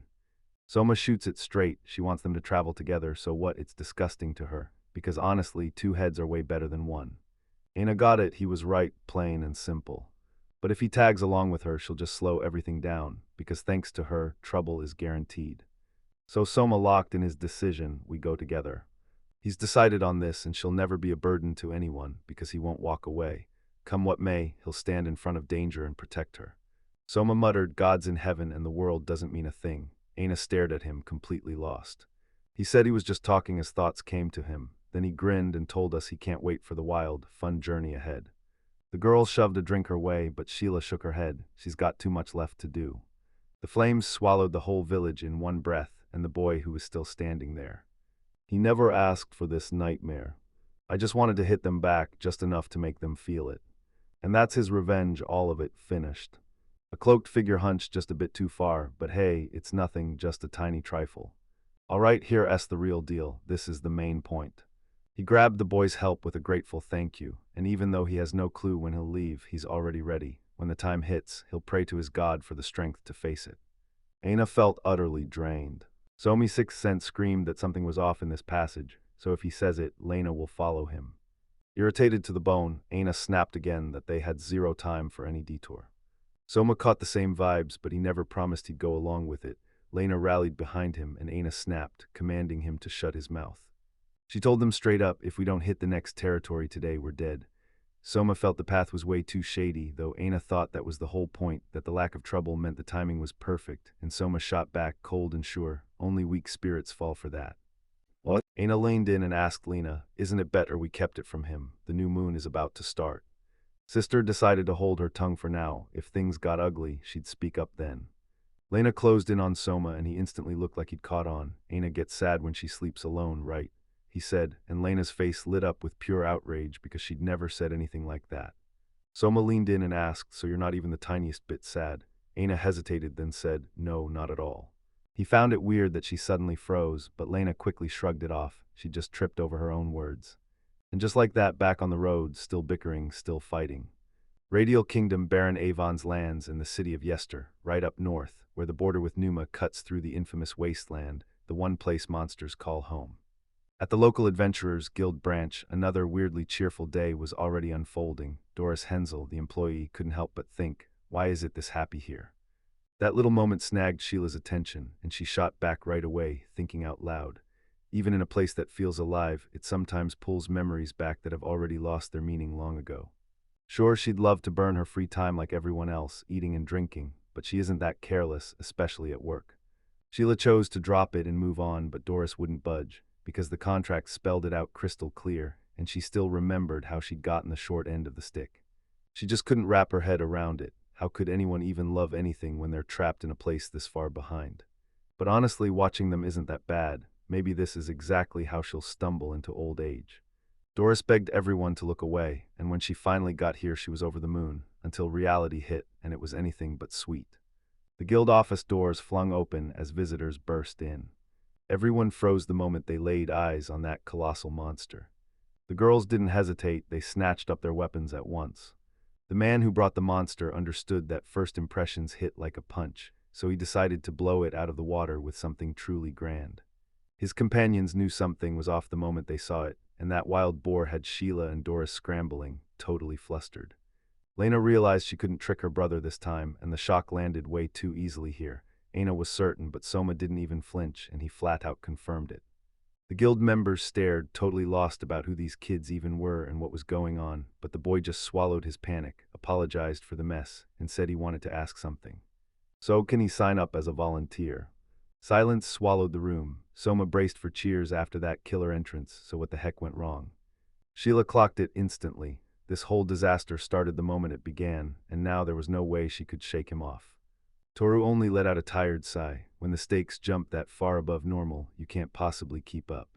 She met them right outside the guild branch, Doris Hensel, one of the branch's own employees.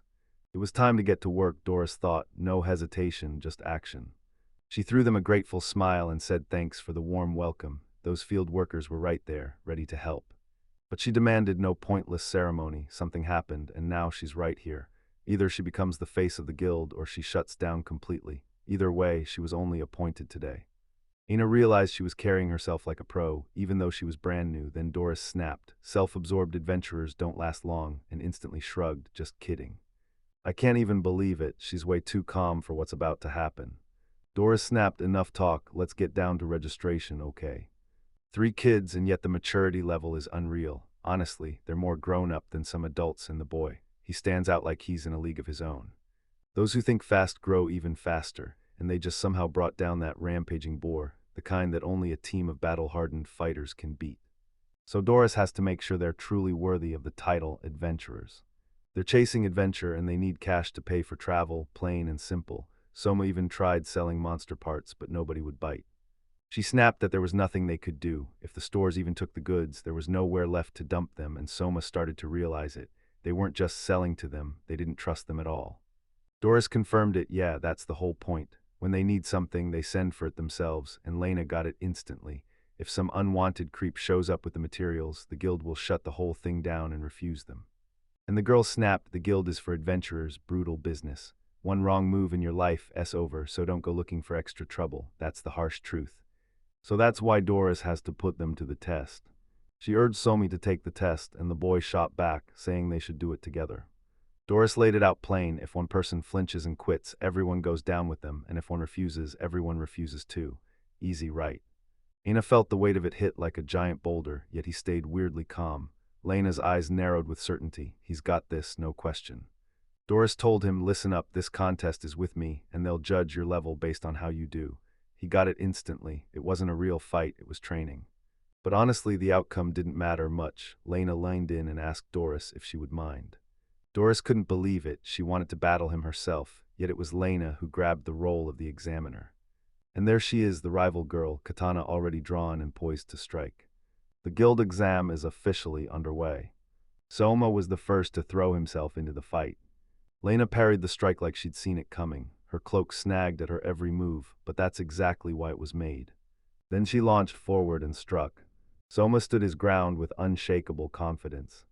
Lena finally admitted it. Sheila was stronger than her. The world swelled so huge that Aina couldn't even make out what she was seeing, and the princess couldn't believe she was actually flying through the air in that cloak. Turns out the guy's packed with way more abilities than Doris ever expected, yet Sheila isn't some easy pushover either. It has to be a real katana. I've never seen her pull it out before, but the way she swings it tells me that's her go-to weapon. But why would she suddenly show her hands after hiding them for so long? Could she have avoided it? Did something force her, or did she do it just because she wanted to? How much longer is this fight going to drag on? Lena felt like she had to wrap everything up right now, until Doris leaned in and said, the test ends the moment we reach the limit of our strength. Lena figured Sema got it, but Sema's stuck on what it even means, and now Sheila's spiraling over it too. Doris doesn't even know what she thinks, and honestly, she should just ask. She's dead sure of it. Sheila is fired up about something, and when the opponent is Soma, that instinct makes perfect sense. Honestly, Aina is more blown away by Sheila's brain than by the fight itself. I just want it over already, but this fight hurts like hell. Doris snapped, enough. The next strike is the final one. Both of them braced, ready to unleash the decisive blow. Doris slammed the brakes on them. Stop right there, no more. The exam was over. If they want to go on, fine, just not today. She's already seen what she needed, and pushing further right now would make zero sense. Doris wanted to spill the results right away, but someone pushed them to head back to the office first. And yeah, it's crystal clear now, they all passed that exam. From today, the three can finally call themselves adventurers, but right now, they still can't quite prove it. Soma just couldn't wrap his head around it. He'd heard of guild cards, but not everyone can issue them, and this branch's staff doesn't have the authority to hand them out, so they're stuck as conditional adventurers for now. She'll play middleman, but they still have to march to a different branch. Ina pressed Doris, asking, what happens if we show up at the office with no documents? Doris said, in the closest cities you're fine, but once you go past that, they'll demand acting skills. Lena muttered that taking the test at every single branch is a total nightmare, so what do they do now? Soma admitted he had no clue either, then demanded where he could grab the card faster. She told Lamberg, don't worry, everything's already set up there. You've just got to get there in about a week with the visa. A week doesn't sound like much, but it's totally worth the chase, even if you've got zero map.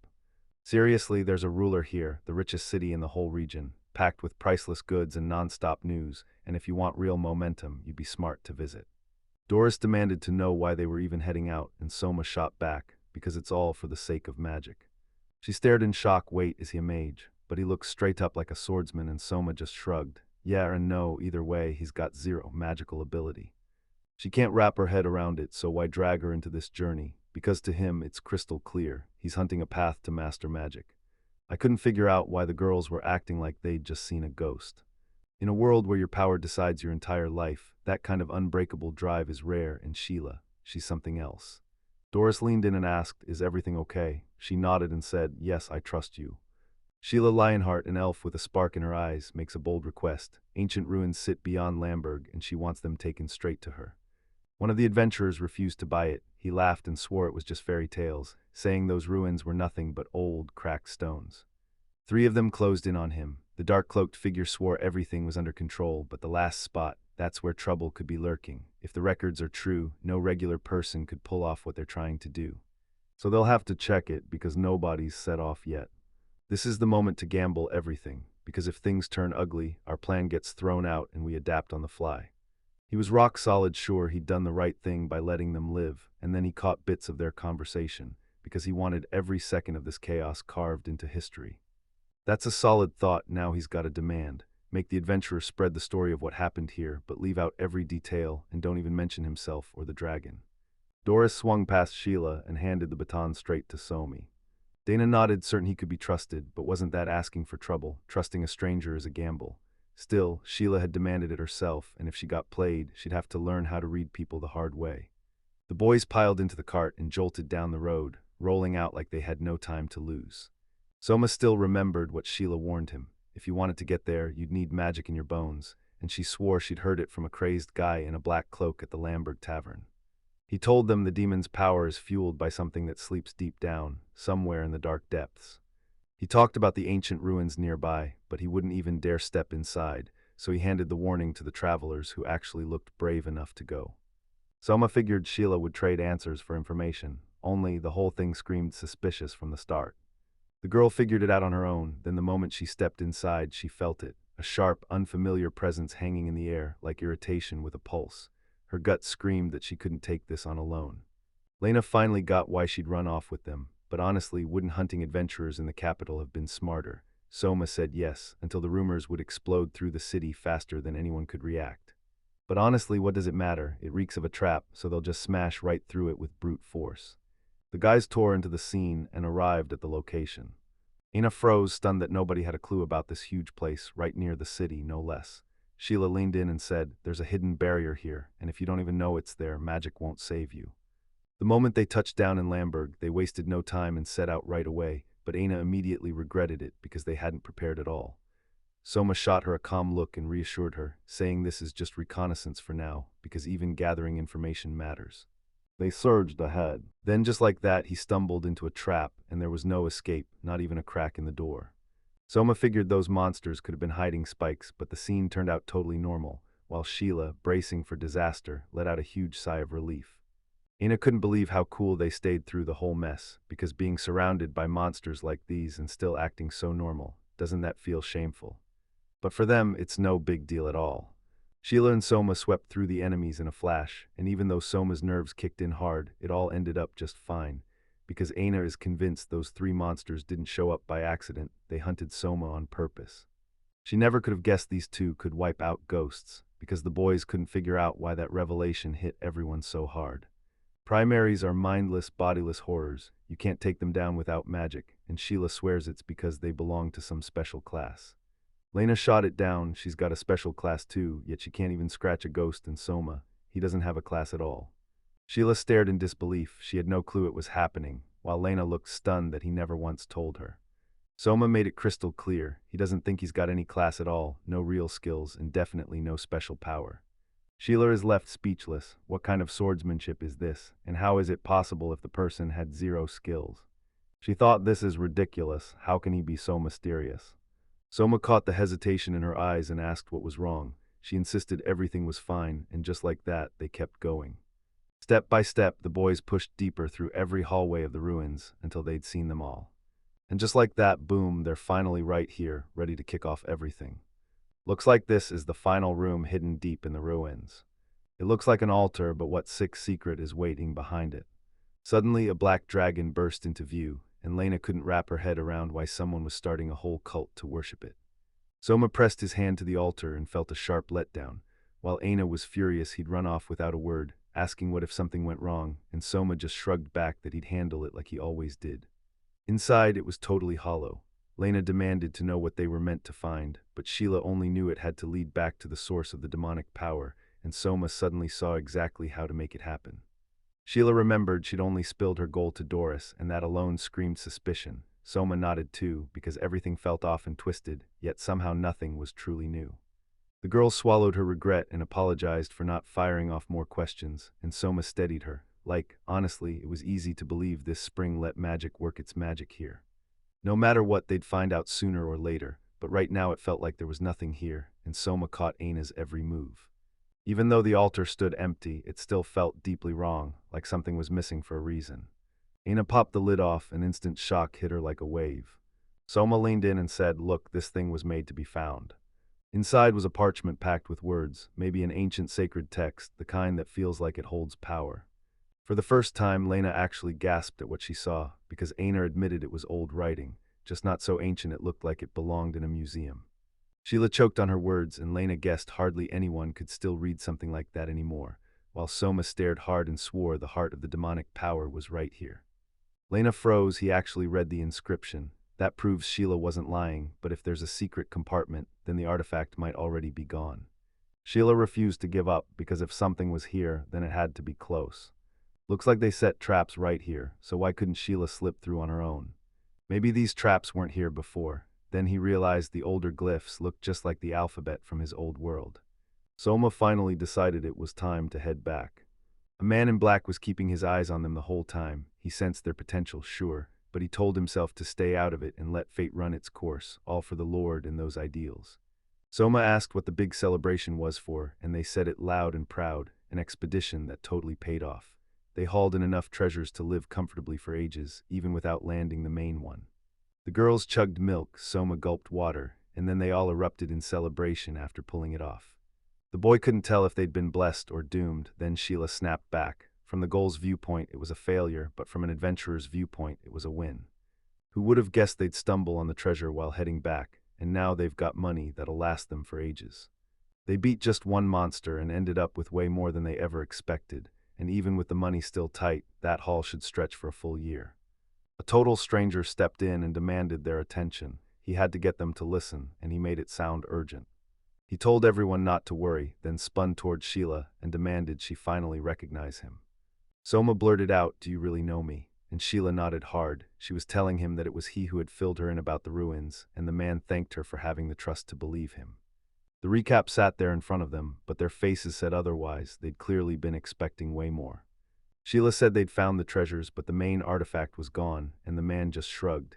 He believed it had been lost and couldn't stop apologizing for it. To make up for it, he spilled intel on other ancient ruins, and who knows, maybe a brand new source of power is waiting just beyond the next one. Soma took one look and admitted the place was seriously interesting, but Aina immediately started worrying about whether it was safe, and Sheila just shrugged. "It'll be fine, I hope."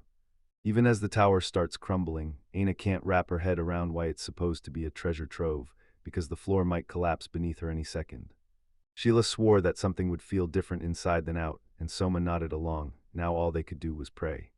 The boys burst into the dark tower, and the darkness swallowed them whole. In the pitch-black darkness, everyone was rushing around like they owned the night. No light, no answers, and nothing to explore yet. Soma remembered the light that should be around here. Then Aina snapped into action, and her magic flared, lighting up the whole space. She swore Soma must have spotted something big, but nope. He was just seething with envy because she could cast spells with zero effort, and deep down she wanted to jump in too, but she couldn't. Soma warned the floor won't give, and Aini is banned from using any offensive magic. She suddenly remembered it, like the memory hit her full force. Sheila charged into a fresh wave of skeletons, fighting like her life depended on it. Lena jumped in to help, even if she thought it wasn't really needed, yet Sheila was overflowing with gratitude. Soma figured they'd hit the fourth floor already, and the skeletons kept showing up more and more, like something big was waiting just ahead.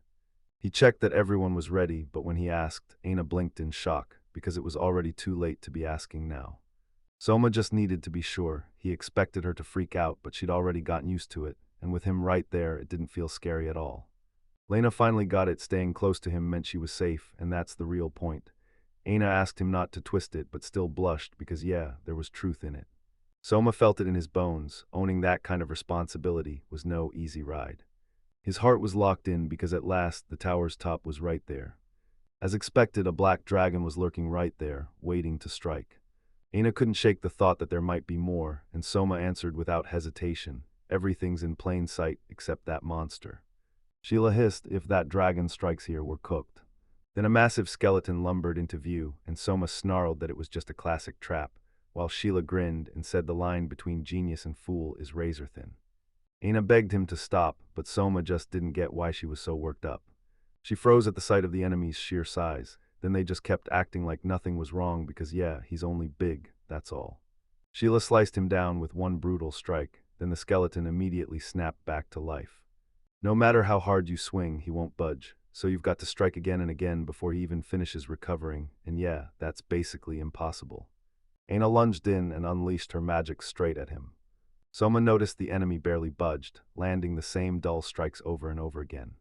That boy got it, this skeleton's not just lurking, it's dying to knock the tower down. He already knows how to beat him, but this isn't the moment. Soma sliced it up with his go-to technique, then blurted, "Quick, grab what we came for." She tore through the story of the 7 witnesses of the dragon, and the chaos unfolding inside the kingdom of Veritas. She prayed it was only a delusion, and the king started wrestling with whether to speak up or stay silent. The servant snapped, "Did something happen to the Lord?" Klaus just shrugged it off, "Nothing special, just the usual mess again." This hopeless nightmare dragged on for 3 brutal years. Every day they swore something was brewing, but he just laughed it off as a prank. That's exactly why you can't drop your guard, because if this was just an exaggeration, we'd all be safe. The king slammed the decision down, "Enough for today." Soma stumbled on a mechanism that was an exact match to the one he'd found in the earlier ruins. Isn't this exactly what they've been hunting for? Right here rests the power tied to the demonic crown, no hype, just the real deal. Nobody has a clue what it is, so the only move left is to ping the guild and dig up every scrap of information. The cloaked figure snapped the truth into place. Someone had stolen the artifact, and the whole plan actually worked, proving they can pull this off, so yeah, it's time to go for the next move. Now the purpose snaps into focus. This is the moment for the final leap, one choice for their lord, and every ounce of conviction backing it. The guys paraded the artifact in front of other adventurers, and the moment people saw it, they knew it was something huge. Soma didn't even blink. Ina heard the village by the ruins had just been wiped out, but it sounded like it belonged to someone else's problem. Everywhere she checked, every question came up empty. So they've got to track down someone who truly gets it.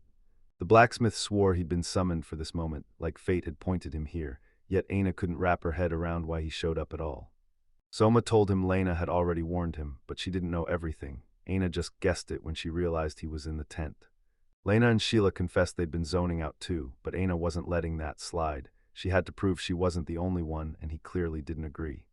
Soma figured it out, like always, that guy was dropping a hint, and sure enough, he confirmed it. So he's ready to lay it all out step by step, on exactly how to use this thing and what they need to do. Aina clocked it right away. The stranger's kindness felt way too heavy, like it carried secrets. Then he just smiled and said, "With age comes wisdom." He asked, "Will you all listen to me?" And every single one of them nodded yes. That sphere doesn't matter on its own, it's just the key, and the truth is hiding in exactly what comes next. Soma stared at the key and thought, where does this thing even go? Then he muttered, this can't be that hard. If everything's in ruins, at least that's proof they're not dealing with empty hopes, and that stranger even praised their ingenuity, choosing to roll with them, even while he had no idea whether the thing they were hunting was actually waiting there. And with those words hanging in the air, he vanished into thin nothingness. Finally, they had a real target. Aina clocked that Soma was way too calm, and Lena realized he was dead on right. When they asked her what happened, she snapped back, "Nothing," like it was no big deal, yet everyone could tell he'd gone painfully quiet. Aina clocked it fast. Soma kept going quiet, word after word, until he was just staring off, drowned in his own thoughts. The trek to the ruins has turned into their everyday grind. At first, Aina was on edge, but now relief washes over her, and Lena just says, "We've been through so much during all this time." For Sheila, everything was brand new, until these ruins showed up, and boom, they became the first ones that truly demanded her attention. Their look is totally different, so how does nobody know about this place, especially with that barrier standing there? Sheila figured if you don't know about this place, you'll never find it. Then Lenny felt her skin crawl, because there was no way she'd have come here by herself. It's buried so deep it feels like a secret meant to stay locked away. That's just the outside. Ancient ruins are full of surprises, because what's inside can be nothing like what you see. Just step in and make it happen. If you only watch, you'll get nothing. Something about it felt off to Somi, like the air itself was watching her, cold and wrong. And weirdly enough, there weren't any monsters, not yet. Once he said it out loud, everyone else finally saw it too. Lena asked if that was normal, and Sheila snapped back that nope, it wasn't, because those kinds of ruins usually come with monsters lurking inside. Aina said it was time to be even more careful, and Soma nodded right away. Only for her, that care already feels like second nature. She couldn't believe how calm she felt, like being around Soma all the time kept her steady, so why was she blushing all of a sudden? Lena felt this wild confidence surge through her, and when Soma praised her, she lit up with a joyful grin. Aina, now drained of her smile, just stood there in silence as everyone else nodded along. Vigilance is good. Sheila didn't think it would go like this. She was bracing for something way different. And just like that, Soma froze in his tracks. Everyone else instantly got it. He'd spotted something big. But trust me, I couldn't put it into words. I didn't even fully know what I was feeling yet. Lena told him, I'll go wherever you led, and even though Aina had zero clue what was happening, she still chose to follow right behind him. Sheila trusts him, so Soma grabs the lead and barks for everyone to stay on alert. They crashed into a strange girl, right there where no one expected her, and nobody had the slightest clue what she was doing or why she was there, unless she was hunting for the same thing. But Soma sensed it. No, this wasn't just a feeling. Aina swore it was a person, yet something about it was twisted wrong. She looked human for a split second, then wings burst from her back. That's no harpy at all, because it's got two human hands and real wings. Soma leaned in and whispered, she's straight up an angel. But not a single one of them has ever even heard of something like that. He cut straight to the point. Doesn't anyone here know anything about angels? Aina heard the word for the first time, so did Lena, and even Sheila had never seen anything like it before. Turns out those creatures are unbelievably rare. Soma had zero doubts. This was the kind of obstacle that stood right in their path. The mystical enemy has finally pushed the fight into the ruins, and the battle is already underway. Soma was the first to explode into the attack. Aina couldn't even process it. This creature was blocking every single one of his attacks, punch for punch. She reached out to help, but Lena snapped back that she wasn't about to gamble her life. Sheila nodded and said, look, they'd only slow us down, even if we were desperate to save him. Soma stared in awe. This angel illusion hit way harder than he expected, but then the real shock landed. Why does nobody seem to know a thing about angels? Sheila remembered these unreal beings that were beyond anything a human could grasp, dragons in disguise, ripping fear straight out of people the moment they appeared. So that's how illusions crawl into the world. Soma swears that if nobody knows angels exist, then they should never be real. Even with everything they'd learned, the monster lore from past lives matched the locals almost perfectly, except for one gut punch. Angels showed up, and they absolutely weren't there before. But who are they really? Someone's trying to forge an angel-like being, and the most chilling guess is that this is biological weaponry. Even so, there's that other version, and it's wild to think angels might have really walked this world once. Sheila pressed, so is it hard to beat you? And Soma realized he didn't have a choice. He had to fight, because if this kept going, Sheila would start clamping down on them for real. Anna thought he had a plan, but Soma snapped back that the enemy was plotting too. Their defenses held like a wall, leaving no opening, so Sheila refused to stand aside and stepped into the fight herself. She's dead sure she can smash a hole through the enemy's defenses and force her way through. With her backing, the fight instantly turned way easier. The enemy never saw this twist coming at all. Soma slammed down a brutal strike, straight up the real deal, Delta style. Right then his sword snapped in two. Sheila gasped that she didn't want to die, and Aina shot back, what just happened? To shield his friends, he unleashed a crushing power that shattered the wooden sword to pieces, and that hit was so violent it felt like it rewrote the rules of destruction itself. The girl trembled like she was seconds from breaking, but then it hit everyone. She was still alive. Lena guessed Soma's ready to protect them, but if he can't beat her, they'll be forced to fall back and retreat. If he doesn't act right now, there won't be time to defend the team. He hands Astana and Lena the job and steps back. Anna hesitates, but she promises she'll try, because you can't hide behind him forever, and Lena won't live with herself if she just stands there doing nothing. I can't believe she's able to swing like that again and again, because the next hit is gonna crush anything in its path. And right when everything hit the fan, Sheila burst in wielding a sword, right on cue. Soma clenched his resolve and swore he'd end it all with a single, crushing strike. At last, the mystical creature is wiped out for good. Lena realized that the right sword makes everything way easier, and Aina's jaw dropped when Sheila hurled it with insane ease, while Soma caught it like it was nothing at all. Sheila blurted out, isn't this too dangerous? But Aina knew if she hadn't flung the sword that fast, they never would have made it, because once you know where it's headed, catching it is easy, and that's when Aina realized she was the only ordinary one in this whole mess. Soma couldn't wrap his head around it, but Aina just smirked and told him the truth. Everyone except her was completely unhinged, and then Soma thanked Shelley for saving him. With a heavy, sad sigh, she admitted it was her turn, and Soma swore he was only copying her moves because this technique was downright captivating. The girl took it as a compliment, and Aina cut in right away. Yeah, victory feels amazing, but then what? Lena snapped back, thinking of the sword. There was no spare, not even one. Soma leaned in and reassured her, don't panic, everything you need is already here. Just grab it. The curse won't touch you, so you're safe. The boys kicked off even deeper into the unknown.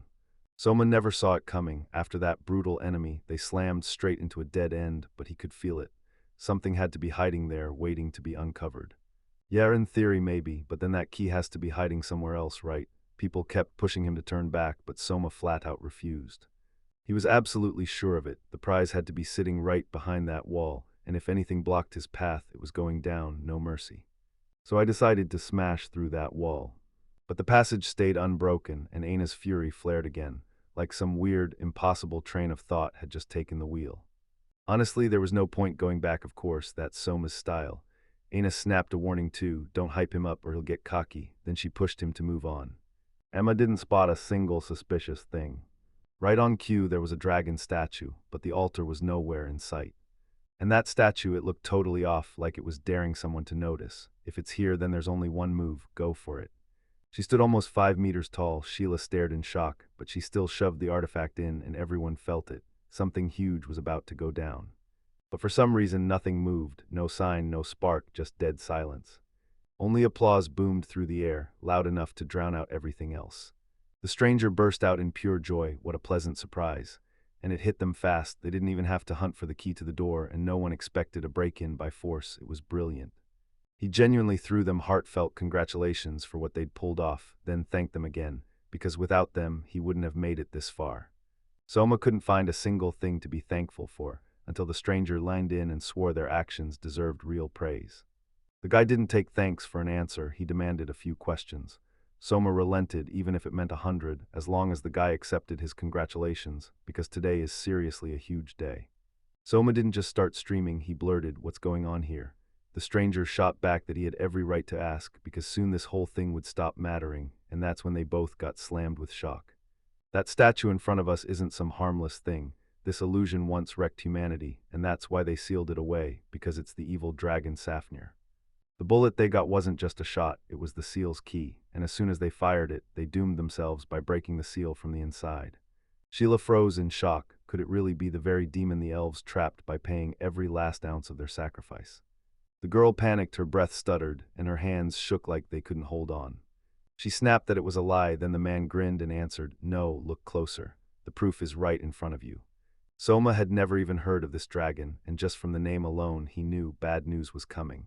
He shot a question at the stranger, so what do you want to do now that you've awakened? He shrugged it off, nothing special, just a pinch of chaos, because that dragon is here to rake up fear and ruin in this world all over again. Soma mulled it over, yeah, the explanation sounds normal, but can it really be true? If the dragon got sealed, it means it was already beaten, so if it ever starts rampaging again, they just seal it once more, except the man grinned, because that option is gone for good. After the dragon got split into 12 deadly parts, each one was sealed away, by paying the price with an elf and a high elf's lives. One elf, one seal, 12 lives paid the price, and the count never grew again. If my memory's right, there were only 6 supreme ones, so breaking that seal a second time isn't happening. Soma admitted, this is a real mess, maybe we should just wipe out anyone trying to break the seal. Then the man snapped back, this is the last seal, and it's already too late to worry about anything else. Soma demanded, why do we need chaos? But the truth hit like steel, chaos is the whole point, because their god is hunting for death and tearing the world apart. Anna can't believe it, but it's real. He's branded as one of the heretics, and even though he hates the name, he knows it won't mean much for long. Lena clocked his overconfidence. One dragon couldn't end the world, right? But he just smirked and said, this is only the start. Our comrades will show up, and even if someone drops the ball, it won't change a thing. Soma asked for one last shot at a question, got the okay, and then blurted, why is he spilling all of this in the first place? The stranger chuckled, grinned, and said, it's simple, they'll all die here. Then he snapped his fingers. The boys jerked to a halt, totally frozen in place, like their bodies refused to obey. Anyone who locks eyes with the dragon feels it, so now you get it right. He wasn't bluffing, and breaking that seal comes with a price, a reward. Sheila snapped that they don't need a thing. But he pushed right on, don't hold back, work hard together. One of you will be picked, and you'll be handed life as the prize. That reward thrilled nobody, because it looked like the world would collapse for everyone except one person. So tell me, was it really a gift, or is it a curse wearing pretty colors? Soma just takes it all in, calm as ever, but this award doesn't matter to him, and the worst part is there's no way out now. The man steadied them and said, "It's because of you that this plan keeps moving." He promised he'd remember what they did, then his voice dropped, "But if you won't decide, nobody walks out alive. We can't fully tame that dragon." Emma snapped her worries in half, then lunged forward and carved the opponent down with a single, brutal strike. Did he really think that would cut it? Sure, he's a great fighter, but right in front of them looms an evil dragon, the kind that terrifies the entire world. Soma might have disappointed him, but one way or another he got scared or snapped, so now his moves look pointless just like him, yet if he finally gives in, they can still put him to use. That man refused to believe the boy could really carve clean through the dragon statue. It exploded into a million pieces, like the world itself lost its mind. Tell me, did this tiny kid actually smash the evil dragon statue to pieces? Soma couldn't wrap his head around why everyone was freaking out. This was just an illusion wearing a living disguise, and if you hit it hard enough, it dies off for good. Everyone agrees, and yet the man just shrugged and called it absurd again. His arguments crumble the moment you question them, and even all that brutal work with the 12 seals ends in nothing. It stings, but that's the cost of finally seeing the threat clearly. Now he has to rip up the whole plan and think again, even while everything screams doom. Still, Soma tells him, "Don't worry, like it's all handled, because it's not his problem anymore." But once this talk ends, you can't just let the enemy walk away. He's far too smart to ever reveal his real face in a place like this. Soma jolted with a memory. He'd already cut it ages ago. He was left reeling, his body torn open, space bending like he was still there, and Soma calmly said, "Easy, whatever stands in front of him, he's cutting it." Everything finally clicks into place, yet the biggest fool in the room is still him. But for him, the game's done, so everything now hinges on them. Anna knows this is a disaster, but once again she can't find the words. Sheila, just like always, presses Soma for what he'll do next, and he snaps back. "We've been toyed with, led around by the nose." So before he goes in and kills the enemy, he sets out to gather intel, and yeah, it turns out the problem is a massive cat. After hearing that, the girls froze in confusion, because Aina's convinced that without Soma, they can't do a thing, so if he's still around, they'll be okay, and helping him is the key. Dealing with a dragon is never that simple. Some adults still think it'll be just like handling that guy, but Soma can only hope everything turns out okay, so the real question is, where do we even begin? Lena didn't beat around the bush, she pushed for scouting first, it's safer, but Sheila snapped back that they'd already be too late if they waited, and Aina slammed the door on the idea. There was no time for a return trip. Soma told Lena not to worry about that place, but she had a sharp feeling he was hiding something. The boys snapped that the heretics had to act fast, so their hideout has to be close, but one thing is clear, no one knows how to find it. Soma says there's no need to go hunting, take him at his word, and this place is tied straight to their camp. Ina clocked how shaky his grip on the sword was, and a cold dread crawled up her spine, yet Soma brushed it off like she was just overreacting. He wastes zero time and charges straight into the agenda he mapped out. The dragon's power abruptly drained away, like someone had yanked its strength out of thin air. This all felt weird, so even if it was only a tiny chance, there's no way someone could have wiped it out, right? He wasn't panicking, maybe it was just one of those unexpected twists. The time was up, and he couldn't keep standing around anymore. "All right, let's kick off." He's picking up exactly where he left off in that clash. It's not cruelty at all, it's his compassion showing up mid-fight. The kingdom of Radius, Duke Newman's lands, right in the city of Senfort, and the king demanded to know one thing, was it true? The servant blurted out the inspection results, and the mages report too. They mobilized the whole army, and Klaus shot back. Any reinforcements, any ambushes? The servant shook his head and swore there was nothing coming and no ambush waiting. Klaus scoffed at the silly question. There was no secret scheme here, just the plain truth. Mages on the fly were the real danger, but they could be dropped fast, and the whole thing made sense first. They offered him medical help. The decision was final, no more questions. The king snapped, asking whether the officers had been told, and the servant confirmed it. They're clueless about the enemy's plans, so they're forced to trust the king's call. But Klaus had already made his choice. He decided to leave on his own, and the servant had to ask, "Isn't that too dangerous?" The king snapped back that this is the best move, and that's why he's standing here in the first place.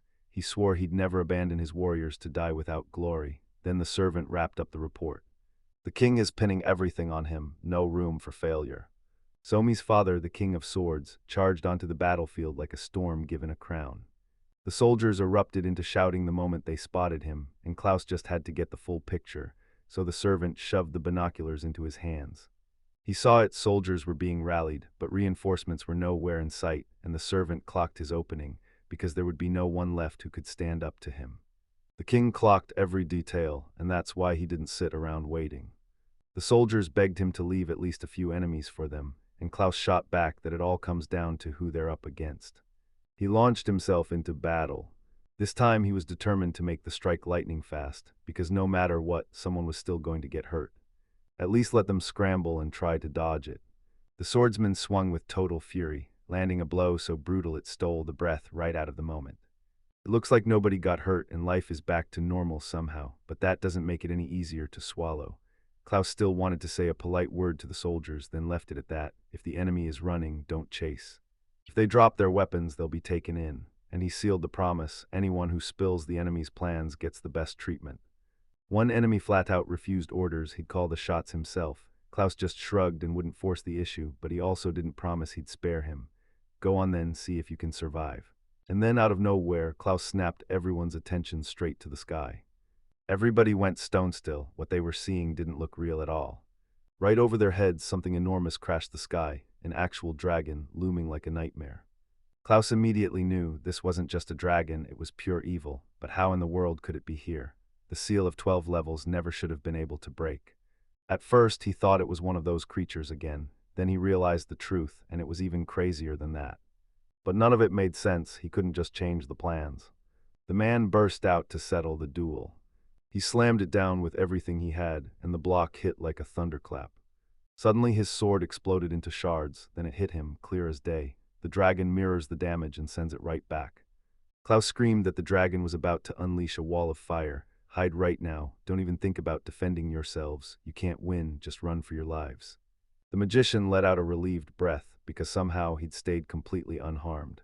Klaus couldn't make sense of where those guys even came from. Weren't they supposed to be running away? Then he shot back. We're stuck on the front lines, and once we saw that dragon's breath, we turned around and fled back.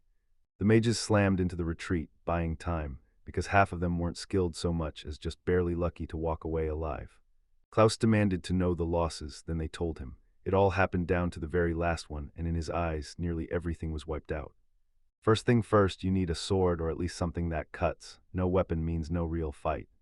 And honestly, a top-tier mage won't hurt to have nearby. Sophia is already certain she can heal and defend anyone, but he definitely didn't think he'd run into her here. She burst in with terrifying news. Late, too late. Maybe we should have moved sooner, but Klaus said the truth. Even if we'd known ahead of time, there was nothing we could have changed. On top of that, she pulled a risky relocation move to get here, yet Sophia didn't even blink, and her arrival still sent a real jolt through part of the camp. A soldier tried to blurt out a report, then froze. Klaus was still mid-sentence. He swallowed hard and apologized because this was too urgent to wait. The king didn't even argue, there wasn't a second to waste. Sophia was already geared up to jump in and help. So Klaus handed her everything without hesitation, and then he spun around and marched back to the soldier. He told them the kingdom of Veritas had started to shift, like it was finally ready to make its move. Klaus froze. People can actually see that dragon, and now he's thinking, do they really want to die? Or maybe that's exactly the point. That dragon won't give him a second to think, so Klaus snaps a decision. Sophia's coming with him, and first on the list is fixing that injured leg. Now it's time to rally every last fighter, when the greatest swordsman and the top sorceress ride out to face the legendary dragon. Soma loomed over the body, and you could tell he'd just ended someone's life. Somehow they pulled off a teleport, and this time it worked clean. No one blacked out, nothing was lost. Sheila told him that normally nobody pulls that off. No one would even dare to try, because she'd already lived through teleporting straight to the ruins. Soma clocked something scary about Lena. She straight up wouldn't answer Aina a single time. Aina remembered something terrifying. Some folks get slammed with brutal dizziness after teleportation, and now she's sure that's the clue, because one specific person is behind everything. Lena finally snapped back to reality, and Aina immediately clocked that something was off with her, because if she was only embarrassed to confess in front of that fool, then it simply wasn't worth it. The girl shot back that she was fine, just a little dizzy, like the ground had turned into waves. Aina went to verify, and Lena nodded again. Everything was okay. Soma told his sister to quit hiding her nerves and speak up the second something felt off, but she doubled down, insisting everything was totally fine. Looks like the teleport worked. Now the real panic hits. Where in the world did they land? First, we're stepping outside and sweeping the whole area. Aina's convinced that's the fastest way to spot some real clues. Looks like they've vanished deep into the mountains, and Lena can only hope this place is tied to the altar, because she'd honestly rather it not be. Back then, Klaus and Sophia were already locked in a brutal battle with an evil dragon. The whole situation kept spiraling out of control, and he never once expected the fight to be this lopsided. Sophia tried to ignore the urge to underestimate her enemy, but when it came down to it, her strength just wasn't enough. He snapped for her to go right now and run to the capital with the news, because he's not sure he can last much longer. Klaus hurried to apologize, admitting he crossed the line and offended her again and again. If only he'd been there at the exact right moment. Sophia shot back instantly, saying that even if he'd been there, nothing would have shifted. She still would have shut him down and refused to let him interfere. He apologized again, but she just smiled and said she already knew he wouldn't be able to do any more than that. The moment she's been waiting for has finally arrived, time for her to leave. And those two magical teleport artifacts are about to smash their family budget. Their radius shrinks and the price drops too. Klaus had no clue about that. Both of them were totally lost, like they couldn't even process what just happened. The second the teleportation kicked on, there was no shutting it down. Really, the dragon snapped cold and sharp. You actually thought I'd just let you slip away. Everyone froze, then the dragon spoke. Wait, is he actually about to end himself? Klaus snapped back, this dragon isn't real, it's an illusion, and he's got to strike the perfect balance between makes sense and absolutely ridiculous. If that balance gets yanked out of place, the world won't let it slide. Now that he said it out loud, death is closing in fast. The dragon hissed, so they're panicking about someone who's clearly trying to murder them. What reckless fools. So tell me, did you honestly think I wasn't planning to kill you? Their moves were interesting, but they still didn't live up to his expectations. One of the soldiers suddenly blurted, wait, so he doesn't want to kill us. Yep, that's right, the dragon growled, and then it declared, I'll wipe out both of you myself. Leave them here, I won't have them start talking. And that command, it burned him because he hated being bossed around. The dragon lined in and warned the man, don't you ever forget your place. So yeah, everyone, lock this in and remember what he said. Fafnir, an ancient dragon, the living curse of terror and despair. Klaus froze. Wait, did he even introduce himself? Hadn't this guy fought beside Veritas before? The dragon snapped the truth into the air. It was never brotherhood, just a pact. They'd only lifted the seal, and Klaus had promised not to attack, but dragging him here and spitting on his honor shattered that deal. Now no contract can save them.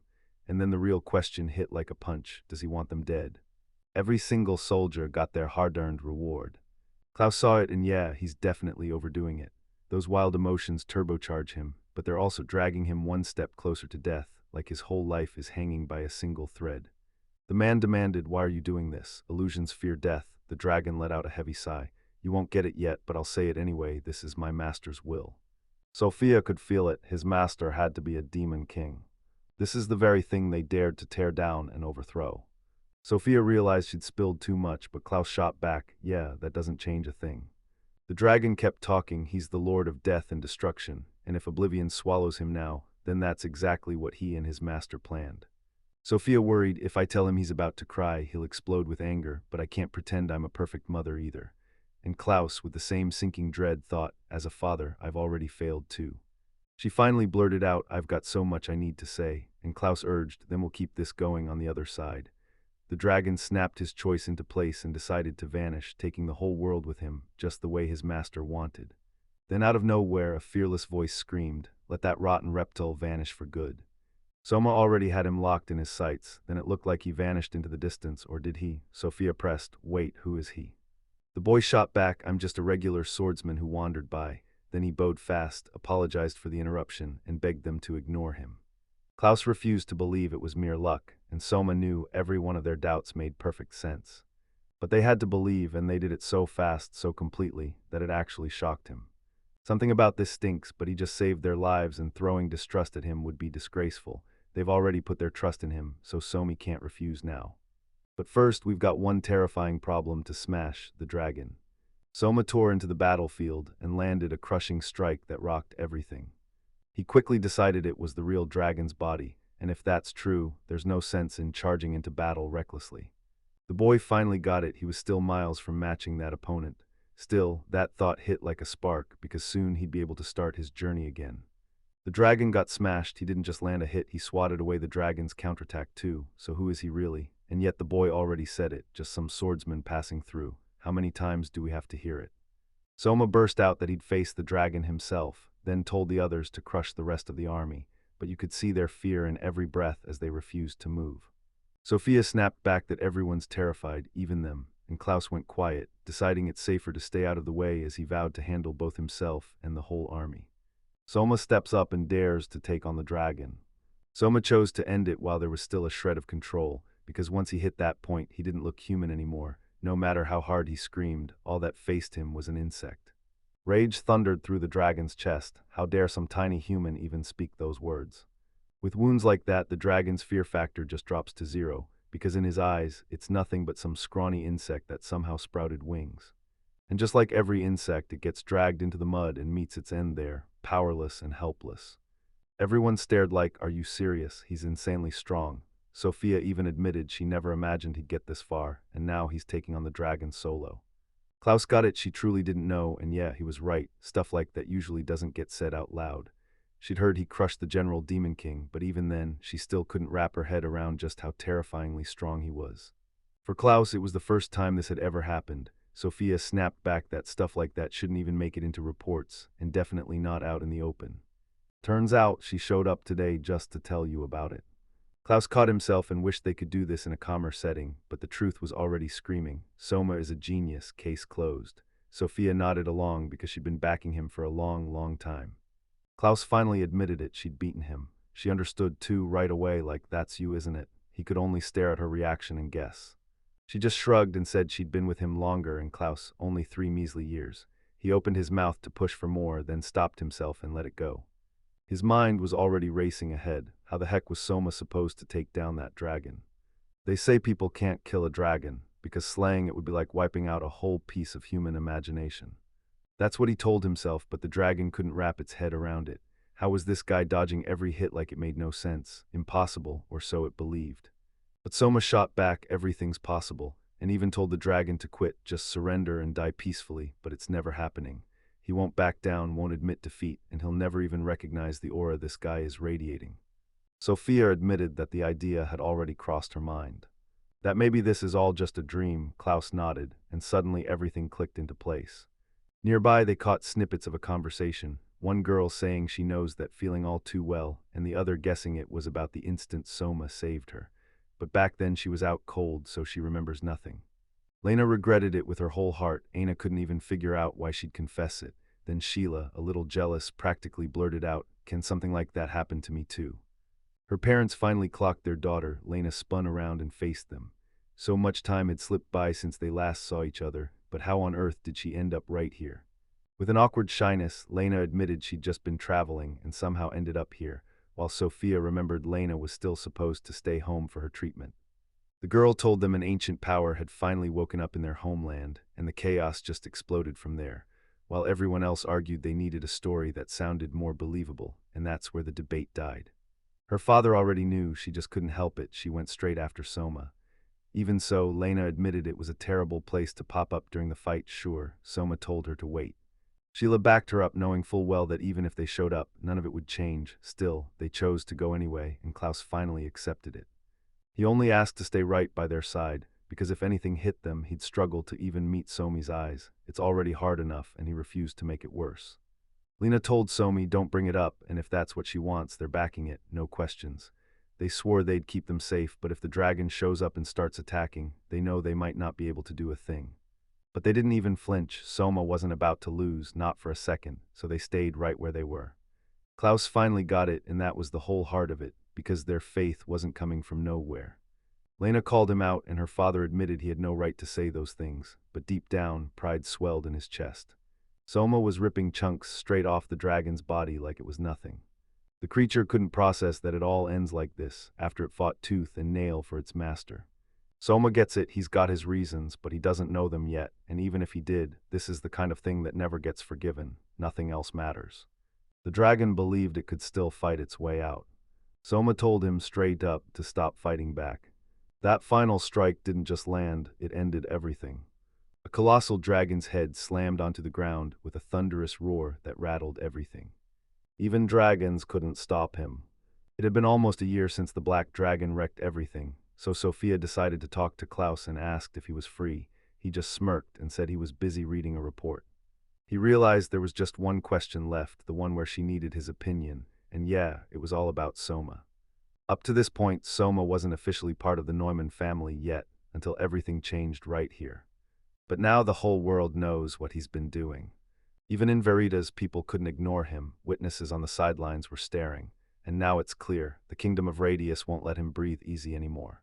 Right now, they've got to lay it all out for outside forces. What happened, what's coming next, no matter how messy and complicated the social chaos gets.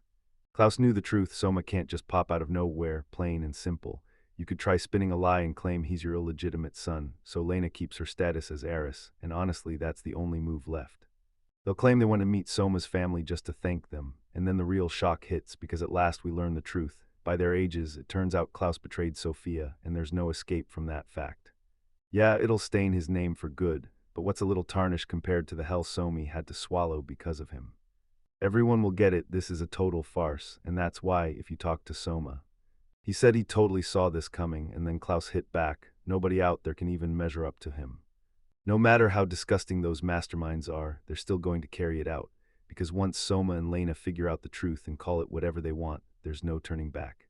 If those two had shown up, everything could have turned out wildly different. Sophia swore they'd grumble nonstop, but not even for a second would they let the country spiral that far, because when Klaus finally sighed, it was clear. Why talk about a future that won't even exist? Those two were the beating heart of the resistance in this land, rallying everyone who dared to rise up and fight the Demon King. But later, after they refused to face the new country, they vanished just like that. Now they live only in memories, and whatever came next, they pushed it all the way, leaving nothing undone. Sophia nodded. He was right, so they had to abandon someone because there's no way to save and protect everyone. And Soma totally could, she insisted. Did you finish that report yet? Klaus already chewed through everything that mattered. Now it's time to slam into the next thing, because at this rate they won't even be done for months. A full year has slammed by since he last showed up here. Soma had big plans for himself, but somehow, everything ended up way better than he expected. His father figured deep down that nobody would show up to see him off. So Soma figured that if anyone showed up, it'd only be Mom. Klaus admitted she still couldn't forgive herself for what happened back then, but Soma cut in. Don't waste your focus on that. Then the father shot back. If that's the case, my presence here is even worse, so I shouldn't be involved. She had things to handle, she couldn't make it, and with nothing else on his plate, he chose to show up anyway. Klaus was like, where are the girls? He figured they'd follow him, but Soma snapped that each of them had their own stuff to handle, the exact things they told him about the day before. And if his father hadn't shown up, he'd have bolted out of there ages ago. He couldn't stop grinning because everything had turned out exactly like he'd hoped. He threw out an apology, stuck for words, and even now he's still blank, because the only way he can say what's in his heart is with one move. Take the sword, Klaus snapped. We're out of time, one full power blow for each. Soma yanked his sword free, and the fight erupted right on the spot. Once again, he proved to his father just how powerful his abilities really were. Klaus knew on the very first day Soma gripped that sword that his son was going to blow past him, and sure enough, people kept telling him he praised his kids way too much.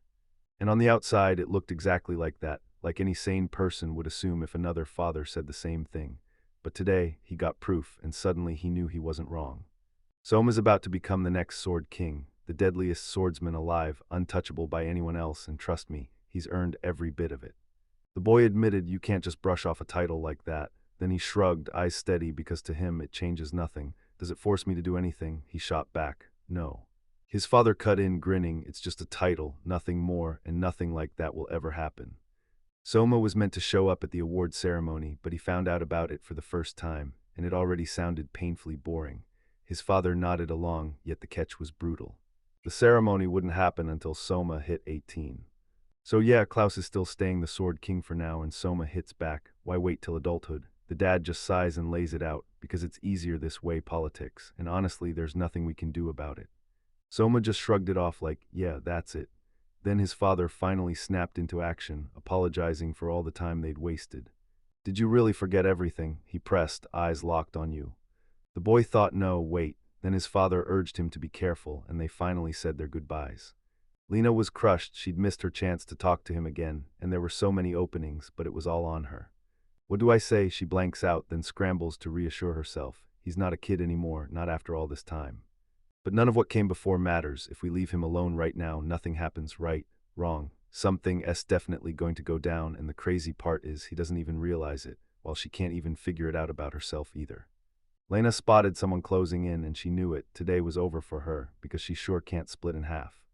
Aina had already locked in her choice and nothing could undo it. Then Aina strolled in and demanded, "So what are you doing here, Lena?" Lena shot back with the same questions, and Aina snapped that she'd been the first to ask. Then Lena finally found what she needed and immediately demanded to know where it was. Lena shot back, "Are you sure?" Because Soma was already gone. Aina froze, staring at her like, "Wait, why are you still sitting there?" Then she realized the truth. Aina was watching him and she was right. Aina couldn't shake the feeling that Lena had already snagged what she needed, or was she just buying time? Lena finally confessed, "Not yet," and the fire in her eyes said she's going for it now, because it's not too late. Aina snapped, "Hurry up, Soma already took off and time's running out. That young girl won't be taken, and this country will stand tall no matter what. This world has been off its path for ages. Maybe it got lost for a reason, or maybe fate is secretly doing something even better. Maybe Lena still has a shot, she might pull off her role after all." The commander snapped that the army's morale is shattered after everything they've been through, and now they're demanding an end to this war with the state, because the king has truly lost his mind, and he swears his country won't bow to traitors. They truly loathe them with every fiber of their being, but maybe it's worth shutting their eyes for once. No choice remains, they're going down this road, no turning back. The king dismissed them as trash, especially the demons he'd poured his treasury into, and then someone asked, aren't they supposed to do their job? Yeah, they still lost the battle, but they rattled the enemy so hard their ranks panicked. And honestly, whose fault is it if the others assumed the fight was over and never bothered to finish them? The king didn't even get who started that rumor. Is he a demon? How dare he show up here? Wait, what? The king erupted. The stranger snapped back that this was their first meeting, and his voice should have made that obvious, but the king wouldn't get it. People said the king was a fool. That only fueled the king's rage. He screamed for the stranger to reveal himself right now. The guest let out a heavy sigh. This was way too much trouble, and yet he wouldn't talk about it because he didn't come here to chat. The king pressed him. Then what are you doing here? Maybe it was an apology, but no, this was a demon, and that kind of intent wasn't supposed to be gentle. The foreigner kept repeating, "It's all the king's fault," calling him a real fool to his face, and that remark shattered the king's mind. He didn't think this was weird at all. He didn't come to chat. He came to wipe out witnesses. The job wasn't his, but the guy who was supposed to do it had already dropped out of the game, so now he'd come to finish the target. The king visibly snapped tense, then his guest quickly said, "Don't take it the wrong way. This is my choice. I'm the one who has to handle the demons." He warned that if the truth ever spills, it'll unleash a storm of problems, too big even for them, because in their shoes, anyone would choose the same. The king shot back a reply, but his words were already slipping into silence, because there was nothing left for them to say. The killer sneered, "Their blood runs the same as ours, so once I strike, this castle topples fast and the whole country with it." He leaned in, "Tell me, isn't it worth stopping me, because wrecking the state won't pay?" That's it. He stared into the void, trying to figure out his next move. He'd been ordered to hunt down whoever killed the dragon, but that didn't even make sense. You don't just kill a dragon. Only the dragon can destroy itself, so who in the world would believe someone could actually beat it? Hatred crushed him at first for the demon king, but really for the former hero. He never saw it coming that anyone else, not either of them, would step in and start messing with their plans, and now he can't shake the thought. Maybe these same people are the ones who killed Albert. First, he has to hunt down the suspects, even though he's sure they'll show up soon, because right now he's already drowning in cases, and skipping the academy isn't an option, so he has no choice left. Time to get moving. Lawton sits at the heart of the Kingdom of Radius, crowned as its blazing capital. Royal Academy. Academy Director Hildegard Lindworm burst into the halls with a bright grin, kicking off the new academic year. Fresh new teachers are being picked right now. This year the contenders piled up, too many to count in one breath, and the reason hits hard. Veritas is cracking at the seams, and even here the wave of migrants won't stop. After the king dies, the whole kingdom erupts into a brutal scramble for who takes the throne, and folks whisper it could take at least 5 years to settle it. Some of the contenders go way too far, and even the director groans like, "Wait, did they mistake the test for a creative essay?" What? And honestly, there's nothing weird about it. Jumping into the competition already boosts your career. The real problem is they just can't stop using it to their advantage. But here's the thing that finally grabbed her attention. She urged the teacher to take a closer look, because this is exactly the kind of detail you don't want to miss. The questionnaire screams that only one thing matters, a special level of swordsmanship. For some, it's a headache, but for others, it's a thrill. Yet one employee saw nothing but danger. Mess up once and she'd get fired. Hildegard told her to stare straight at the age, and the woman couldn't even process it because the candidate hadn't finished elementary school yet. Just ignore him, simple, right? But the director pushed back and said, "At least give him an interview so we can figure out what to do next." The questionnaires got reviewed and the teachers were way above the usual level, so strong that a couple of cases even shocked everyone, like finding two famous adventurers sitting there. Let's see how this story ends, because someone we know has decided to settle down, and it looks like they're already on the move. Karen Sh. Tamak, a lecturer in the Academy's magic department, stared in disbelief at what she was seeing. She couldn't figure out what was wrong, but they told her to show those documents, and then everything would be fine. The papers spelled out recommendations from Klaus and Sophia Newman, Alexis Radius, and Camilla Hennefel. Getting recommendations from the Duke, the Duchess, and the top adventurer around is seriously mind-blowing. Karen figured none of this was her business. Then she apologized for the delay, only to be told everything was totally fine, and then she asked, "So, do you know where I'm supposed to go?" Somi got the news that he'd be assigned to a faculty, and Karen cut in, "Send him to the training ground, they'll spell it all out there." The guy straightened up and got himself ready. He hasn't been officially enrolled yet, but she still threw him a triumphant congratulations at the Royal Academy. He threw everything into the test, real skills, real pressure. The teacher leaned in and told her, "The goal is right in front of you, and don't you dare lose that fire." Sure, she'd been hurt last time, but it wasn't anything critical. He reminded her that the tests had already started, telling her she didn't have to rush if she didn't want to, then wondered if she just didn't get the task at all. The girl shot back, totally confused that she understood everything. She knew she had to pick the perfect spell to prove herself, until it hit her. Nobody had ever taught her what to do once she had a target. She blasted a freezing spell, turning the air icy in an instant. The teacher nodded, slapped the decision through, and declared, "You passed. But before anything else, we've got to wait for the target to finally burn out." She wasn't done for today, nope, not even close. Now she'd have to whip up a whole new one, like it was just another trial, so he could finally pin down how strong her magic really was. Then the instructor pointed her in the right direction. On site, someone will guide her exactly where to go. And right after that girl, Soma was next in line. Soma showed up for the trial, and that girl's eyes locked onto him. Black hair, the kind only the chosen are born with, black like geniuses. The boy blurted, "So what do I do?" And the teacher shot back, "Strike the target, but do it in a way that shocks you." Soma yanked his sword free, and the girl went wide-eyed, something that barely ever happens. She couldn't help but wonder what kind of magic was fueling his move. The boy snapped the magical blade to life. The impact hit so hard that my legs started shaking, and standing up felt impossible. The girl froze in pure shock, staring at the wild spectacle unfolding right in front of her. That range was built to take the instructor's full blast, no problem, so when Soma looked at it, he realized he'd totally gone too far. Everything felt way too smooth, and for a second, he actually started to believe he'd fail anyway. Now he's got all the time in the world. Right after lunch, with the Academy's entrance ceremony done, he can finally stroll around the city without rushing, even if he steps out early so he won't be late.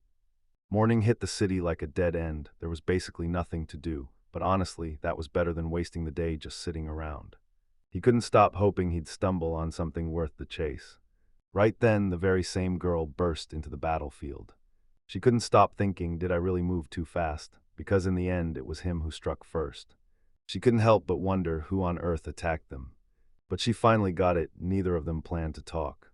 So I just kept fighting back, straight through the chaos. One of her opponents snapped at her to tune into that voice and not strike back, and she fought tooth and nail not to give in. She swore his calm was just a mask, and the moment he turned, she knew he was ready to kill. Soma snapped to it, things had gotten way too noisy. He hesitated to step in, because the thought of someone getting hurt felt like a tragedy waiting to happen. The Royal Guard headquarters, this young man walked in expecting trouble, but they welcomed him like royalty. He prayed no one would tag him as an accomplice, so he kept his head down and tried to stir up zero suspicion, yet everyone was buzzing about Newmont, and it looks like he never said a word or did the girl. The king chose to thank the boy first, then Soma leaned in and asked, "And tell me, what did the king totally overlook here?" Alexis shot back that it felt only right to thank the man who saved his daughter, and Soma nodded like, yeah, that was totally obvious. The monarch clocked it right away. The boy looked just like his parents, but when Soma finally stepped in, he didn't bow. The boy cut straight to it, saying there wasn't a second for greetings, then demanded to know who was pulling the strings behind this. The king shook his head, zero trace, not a single clue. They'd disappeared like they'd never even existed. And he ordered Soma to watch over her, because even he can't step inside the academy walls. Soma shot back, "We're not exactly close, so I can't promise anything, but if she steps into my sight, I'll keep an eye on her." The king nodded, "That's enough," and just like that, the king trusted him. and he crowned the boy in one breath, calling him the future king of the swordsmen. At their last meeting, he never once brought up that title. Soma got it instantly, because everything was way more tangled than it looked. And maybe that's exactly why he's so tightly bound to his father, but then another question hit him hard. What was he supposed to do now with the princess? 6 a.m. The Newman house is awake, and like always, Soma is already up, because once a Soma, always a Soma. Lena and Aina traded a bright good morning, and just like that, they both noticed Soma was back to full power today, radiating energy again. Even the father, who almost never leaves the house, picked up on it, because today he had a free morning, and he instantly got it. The boy is training.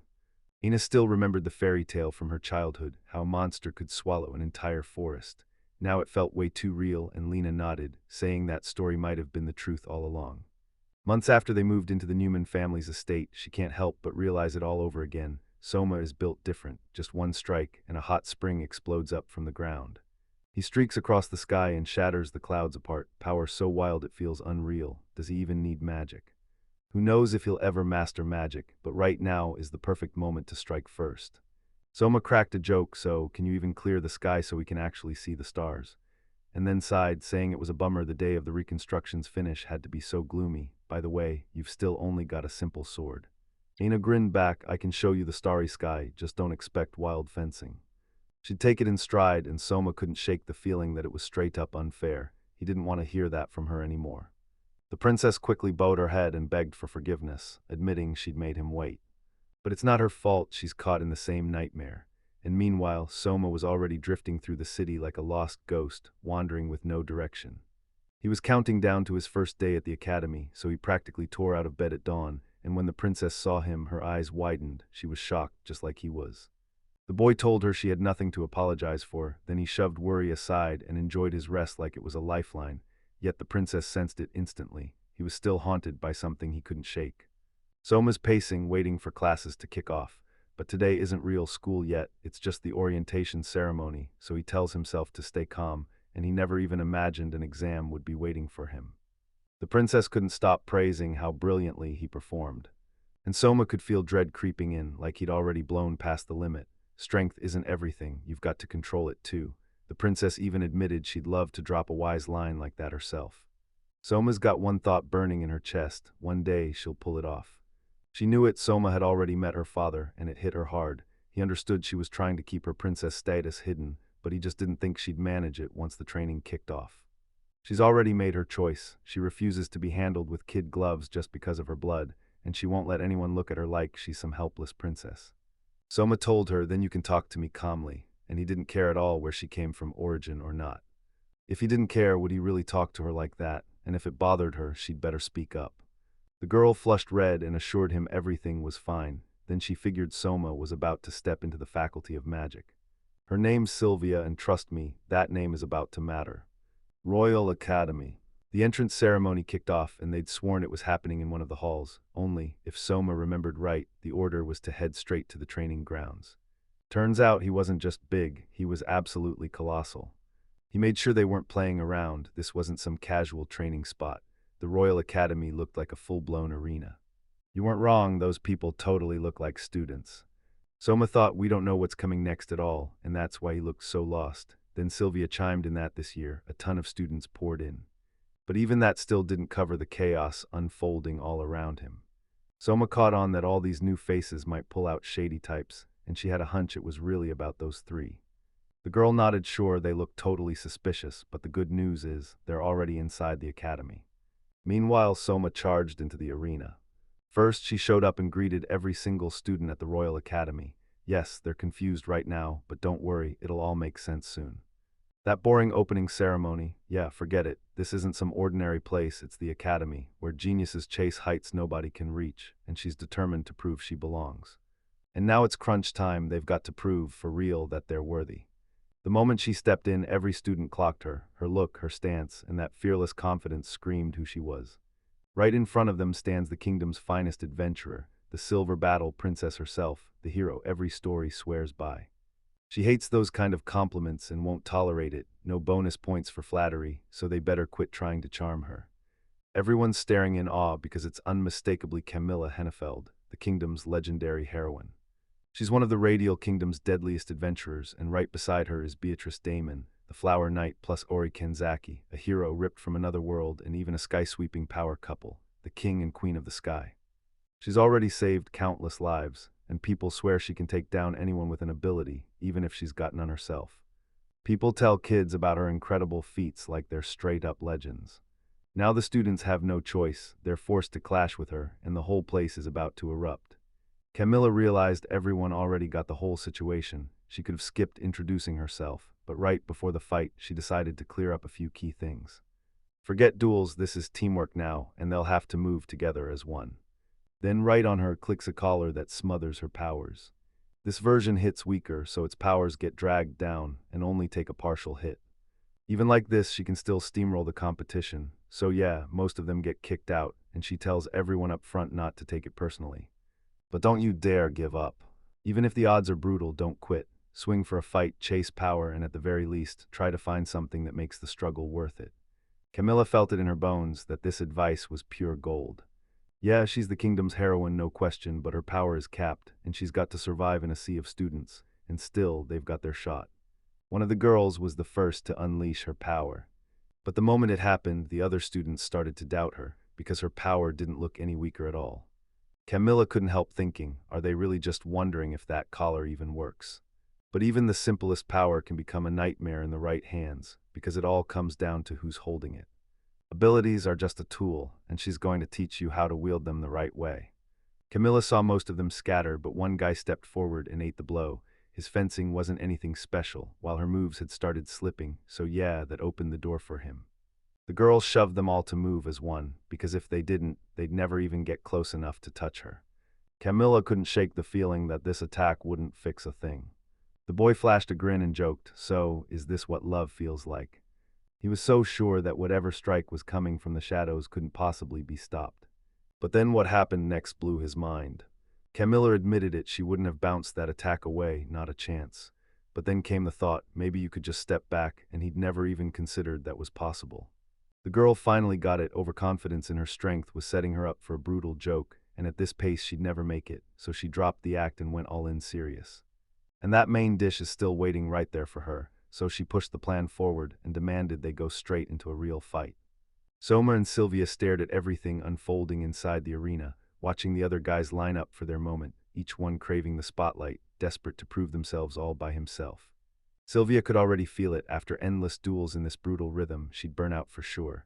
Soma nodded along like he knew it too. It wouldn't be long before everything finally snapped into place. In the middle of the fight, Camilla even snapped her own axe like it couldn't handle her rage.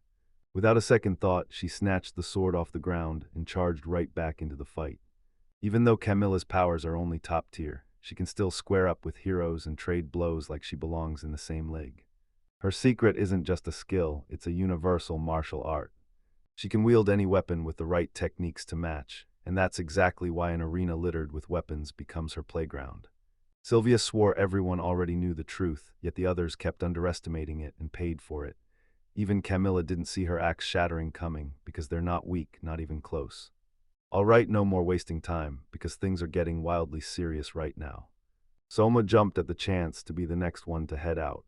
She let it slide, but I still remembered, back then, revenge wasn't in my heart. But now the rules flip, she's the teacher, he's the student, and Camilla has no choice but to rise to every challenge. The boy seized the perfect moment to strike back. Camilla swore she'd win again, but before any of that, the real problem had to be dealt with. She broke the collar herself. She asked if anyone had objections, and Soma shot back that he would have objected too, if she hadn't done it first. The girl flashed a grin, all right, it's go time, and the fight-'s about to explode. The brawl erupted. Camilla had her sword drawn and a classic axe swinging. She slammed in a devastating hit. But Soma didn't move a muscle. She was ready to shove him straight into the dirt, yet he just stayed locked in place. He asked, isn't she surprised? And she snapped back, there's no point saying the obvious. Soma tossed his weapon skyward, then struck midair while it was still spinning through the air, because even he couldn't believe what he'd just pulled off. Camilla shrugged and called it nothing but juggling, but she admitted his real power was way more insane than that. Time was running out, so he begged the teacher to say how much longer she'd keep wrecking other people's weapons. She snapped that he was a bad warrior, claiming he just tossed his weapons aside, and he couldn't even argue back. The battle raged on, then Camilla snapped forward and attacked first once more. She snatched up whatever she could reach and lunged forward again. Selma unleashed a devastating strike that left the whole room gasping. Camilla prayed this time would finally work, because Soma was terrified after she struck him with the handle of a broken axe, sharp as a bow. After that, the girl clenched her fists and decided to take the fight with nothing but her bare hands. She slammed in with such brutal force that the air shook, but this time it looks like she went down for good. Sylvia had always known Selma was strong, but this is on another level, like she just unlocked some kind of special power. But no, there are only two of them in the entire world, and she kept telling herself, it can't be more than that. So what's next? Are they about to bring in a brand new instructor? Suddenly, a shadowy cloaked man lunged in and struck without warning. Turns out the stranger was Sheila all along. Soma couldn't stop wondering if exposing his identity that recklessly was the biggest mistake he could have made. Sheila told him strutting around the academy in a cloak is rude, right? And he nodded, because honestly, it's shocking she hasn't been stopped yet. Turns out she had a special permit, but she still should have asked how he even recognized her and shut the attack down. Soma just shrugged and said, it's the same cloak as before. And her attack was so obvious that Sheila just knew any normal person would have seen it the second it hit the air. Soma figured that with better camouflage she could pull it off. At least she wouldn't be as exposed as Lena, but she never expected him to blow her cover. Soma told her she was so tense it gave her away, and Aina's face fell as she realized all her hard work had been for nothing. They got the initiation ceremony details ahead of time so they could strike back, and Soma was left reeling. Did he really push them to do this? For them, it was a once-in-a-lifetime shot, because for the first time, they actually wanted to beat him, and Aina started chanting her spell. Soma snapped to attention. She's actually going to strike, and if she doesn't fight back right now, she'll be dead. It was a motherly spell, he knew it for sure. The girls trusted he'd survive, but Soma figured they weren't trying to help, they wanted to hurt him. Aina finished the spell, and the incantation surged with unstoppable power. Lena was sure Soma could take it, but deep down she feared she'd pushed way too far, and Anna nodded because she knew others might have gotten hurt. Anna said she could pick who the spell hit, she just wanted one person to believe in her, even a little. Lena figured if that flame was still burning, then her brother was still alive. Then Anna snapped, finally seeing who she was fighting for, and why he hadn't died yet. Soma was still standing unscathed, and then it hit him hard. Aina wasn't just any girl with magic. Lena demanded to know how he blocked the spell, and Soma shot back that he didn't overthink it. He just swung his sword and scattered the flames, because mana can only last so long, so you keep waving. Sheila blasted him as crazy, and Soma just shot back, so, are we still going? They weren't about to quit, no matter what hit them next. Soma didn't even sweat, he flicked simple cuts and sent every attack flying off like nothing. Sylvia stared at the enchanted spectacle, her heart burning with one dream, becoming just as powerful someday. Soma snapped, that's it, enough. Right then the doors swung wide, and Director Hildegard stepped forward to welcome everyone to the Academy's dedication and enrollment. After the ceremony ended, they planned a tour of the faculties, but the students were so wiped out that not a single one could keep going. The director snapped everyone back to their rooms to rest, and she promised she'd tell them the time for the next meeting later. Soma locked eyes with her, and in that quiet look they both understood.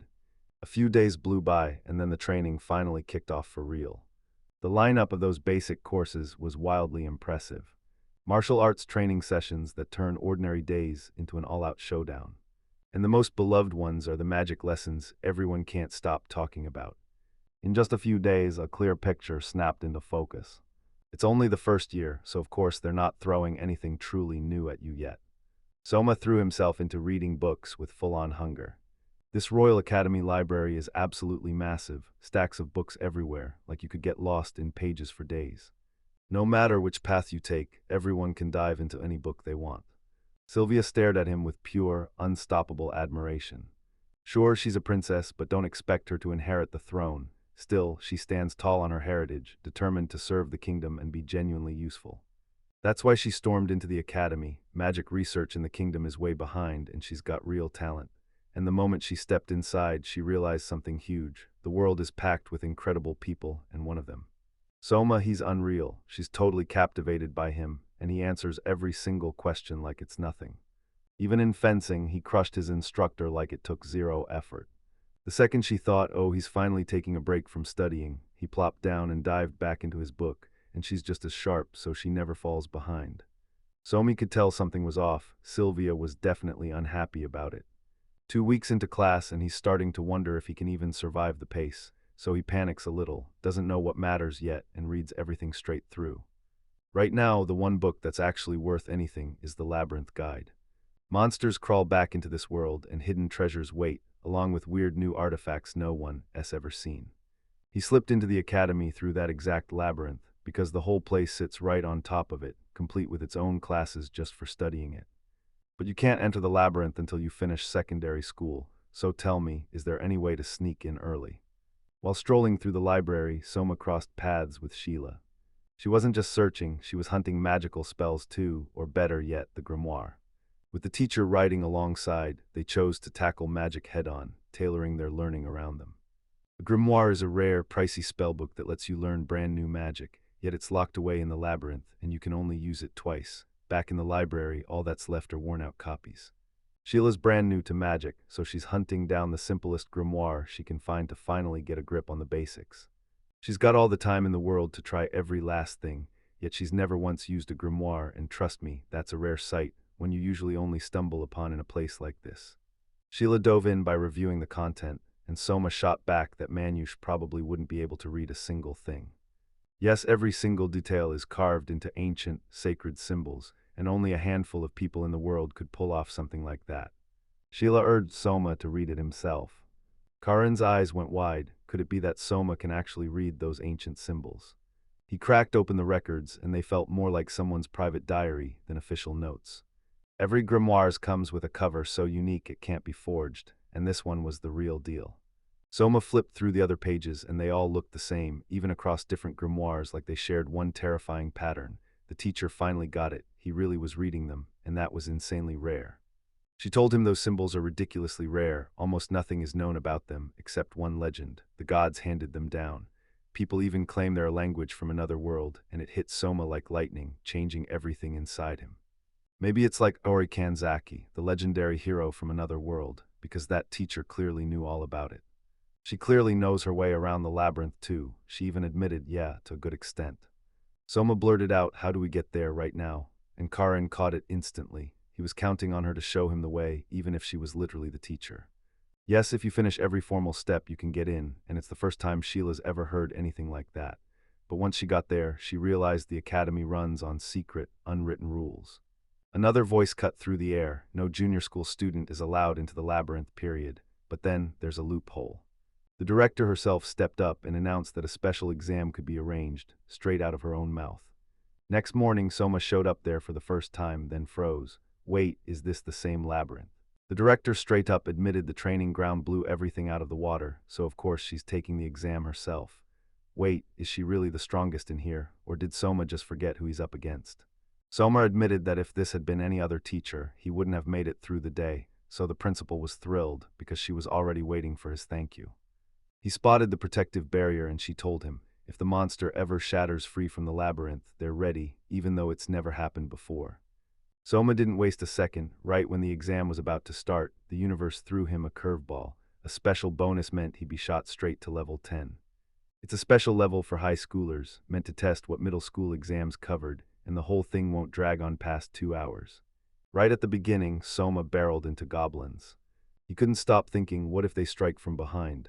Then the director shot back, calm and certain she can take on even a massive crowd. Everything was finally falling into place for the boy, no chaos, no complications, until one nasty question started eating at his mind.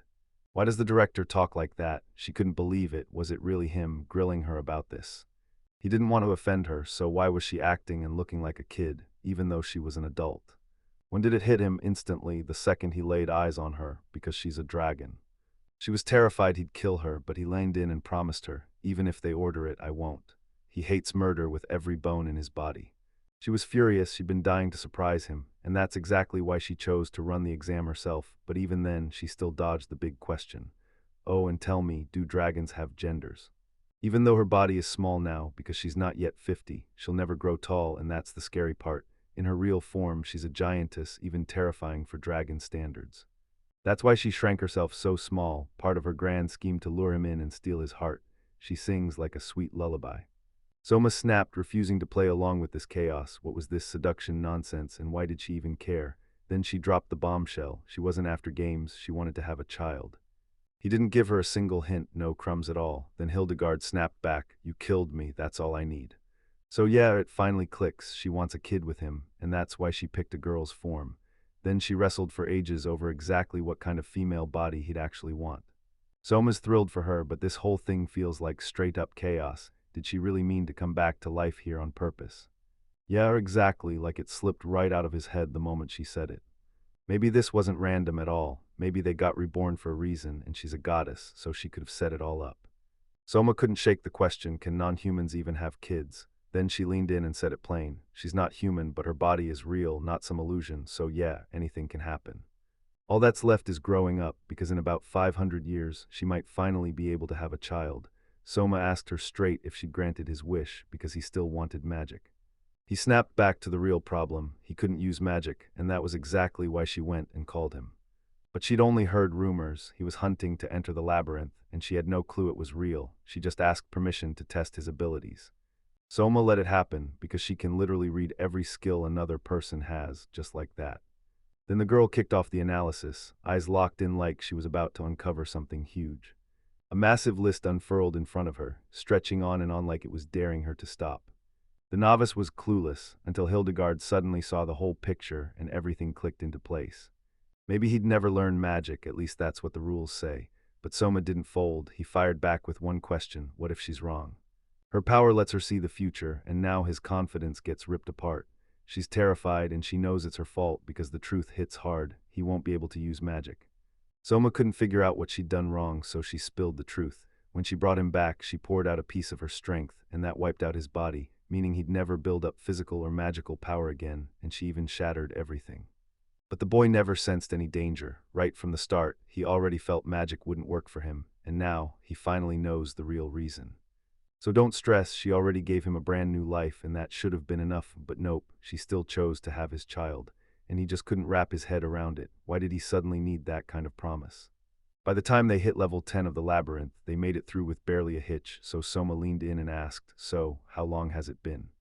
Only an hour had gone by, just half of what Hildegard planned, yet the exam was crushed so perfectly it felt unreal.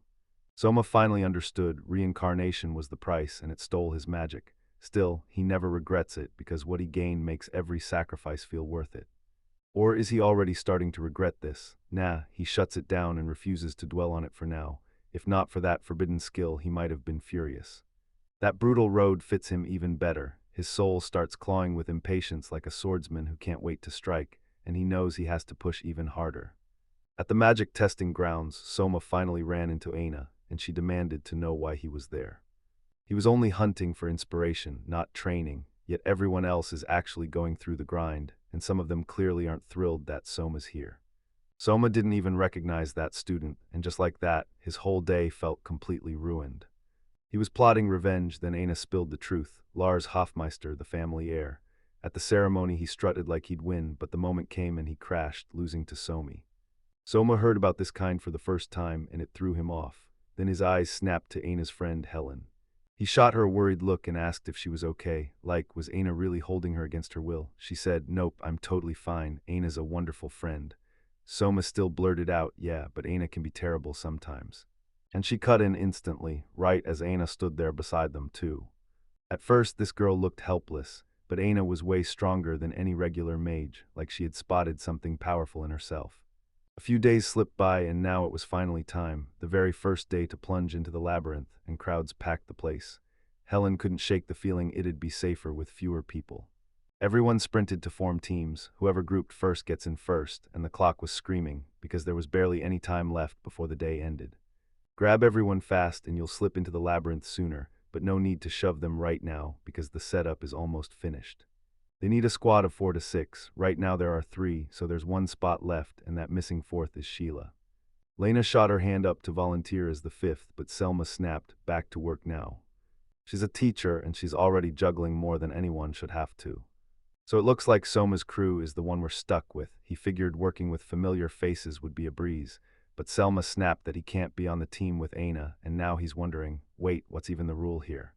Camilla fired off an explanation. If we're together, what kind of training is that? Then she stepped in to clear every single thing up.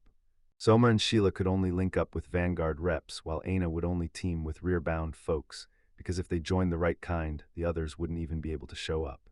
Soma shot back, "I'm a mage," and she smirked, "So where's your magic then?" Aina swallowed her panic and headed out to find 3 for the front, while Sheila raced to secure 3 for the rear, and Soma had to hunt for the next one too, but after all that, was anyone even left? Lena couldn't figure out why nobody wanted to team up with her brother. He was meant to pull people in. Camilla said everyone knows Aina and Sheila bring real special skills, but when it came to Soma, nobody knew a thing. That crushed her with rage, but Soma won't quit. He keeps hunting, and he even asks if Helen has already picked who she's going to team up with. He figured she was staying put because she wanted to go with him. Was he wrong? Helen was sure she'd just end up being a burden to him. But Soma doesn't see it that way, because he's the guy nobody wants around, yet with her, he'd go right now. Soma made his bold proposal to unite them. Helen kept it to herself, but it was clear she depended on him, and there was another watcher nearby, tracking every move like it mattered. Soma caught it too and asked, "Hey, let me introduce myself." Lars blurted out the name and demanded it be remembered. Then Soma shot back, "I've never even heard that before," and said he was still searching for someone to fill their group.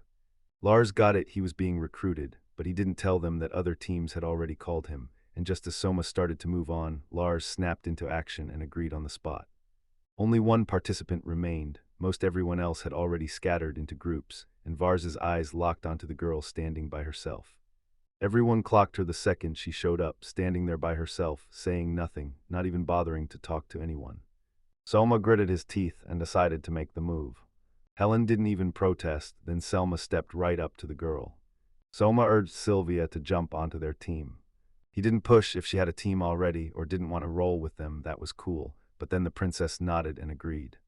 Everyone breathed easy with her on the team, then Soma slammed the decision down. "We're running the labyrinth with these 4.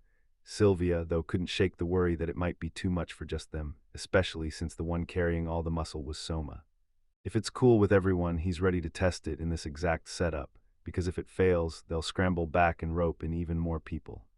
Soma leaned in and fired a direct word at the teacher. She said their team was ready to storm the labyrinth, but Sylvia froze because someone had to be inside already. Karen shook her head and said, "Yeah, that's usually how it goes, but this year everyone's moving way too carefully." Lars couldn't wrap his head around why anyone needed caution at all. He swore they were just cowards and fools, but maybe he wasn't completely wrong. The teacher said it was smart to check first, and the real key was to get experience, yet even then, it didn't hurt to understand this, because no one ever knows what dangers are lurking in the labyrinth. It was finally time to step inside. Right then, Kurt, a third-grade high school kid, showed up in front of the group like a signal, ready to guide them. The boys were shook. Kurt's in middle school, yet he looks like he's their age. "All right, let's move." In the labyrinth, they didn't even get a breath in before goblins sprang out and surrounded them. Lars thanked Somi for the help, then promised he'd handle it on their own next time, because if his sword skills were truly top tier, why in the world did he even need magic? That's exactly why he ended up running into Soma. Lars clenched his fist and set his sights on the next goblin. Kurt figured out that it looks like there's no need for any intervention. Soma guards the back with one eye on the threat, the other firing sharp, crystal-clear orders, plus he's been through the labyrinth before, so he knows exactly how to handle this. These 3 are completely oblivious, but just wait, how scary are his skills really? The enemies got wiped out and the group surged forward. Soma shot a quick check-in. How's everyone holding up? He and Lars were already running on fumes because an hour had barely slipped by. Sylvia felt the fatigue too. Helen admitted she was wiped out, but insisted she could push a little more, and Soma nodded. They'd keep going, just without turning it into obsession. He stumbled on just one goblin, and Lars snapped, "I'm taking care of this." Soma slipped ahead, at least that's what they claimed, like it was pure luck. "Deal with one goblin and you're done," they said. Lars didn't raise a fuss, but the next goblin zeroed in on him instead, so Soma just leaned in and told him to stay sharp. Kurt snapped into alert mode, because a hobgoblin, bigger and way stronger, just burst onto the first floor in front of them, and it absolutely wasn't supposed to be there.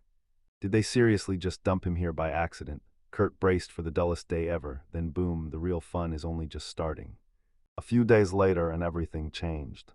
They found the princess on the floor again, and she even opened her eyes today, but tell me, does that look even remotely like something a proper lady would do?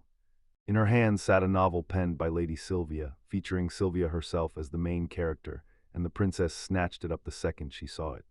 She found it charming because if Sylvia had been serious, she never would have hidden something like that. The princess could only think she was letting her true talent slip away. Sylvia suddenly remembered she used to be kinder. Even the maid couldn't get it. You're still so sweet. The princess herself had already wiped that side of Sylvia from her mind, then asked why Maria showed up. Maria just said she came to tidy the bed. And yeah, it wasn't just that. Sylvia was clearly in a foul mood. I knew I had to lift her spirits, and sure enough, something had gone down at the academy. I'd guessed right. The princess couldn't stop doubting herself, wondering if she had any talent at all. Maria snapped and warned her not to say that out loud, because those words could blow up in her face, and Maria felt she needed to make her pay for talking like that. Intermediate skills already pack a punch until you step into the academy, where advanced specialists run the show, and even the ones who focus on just one skill at the same level feel 10 times more dangerous. Maria swears she doesn't need to panic. She's stronger than she thinks, hands down, and Sylvia even admits maybe she's right, but the maid still scoffs, saying her words won't change a thing, so Maria might as well do what she thinks best.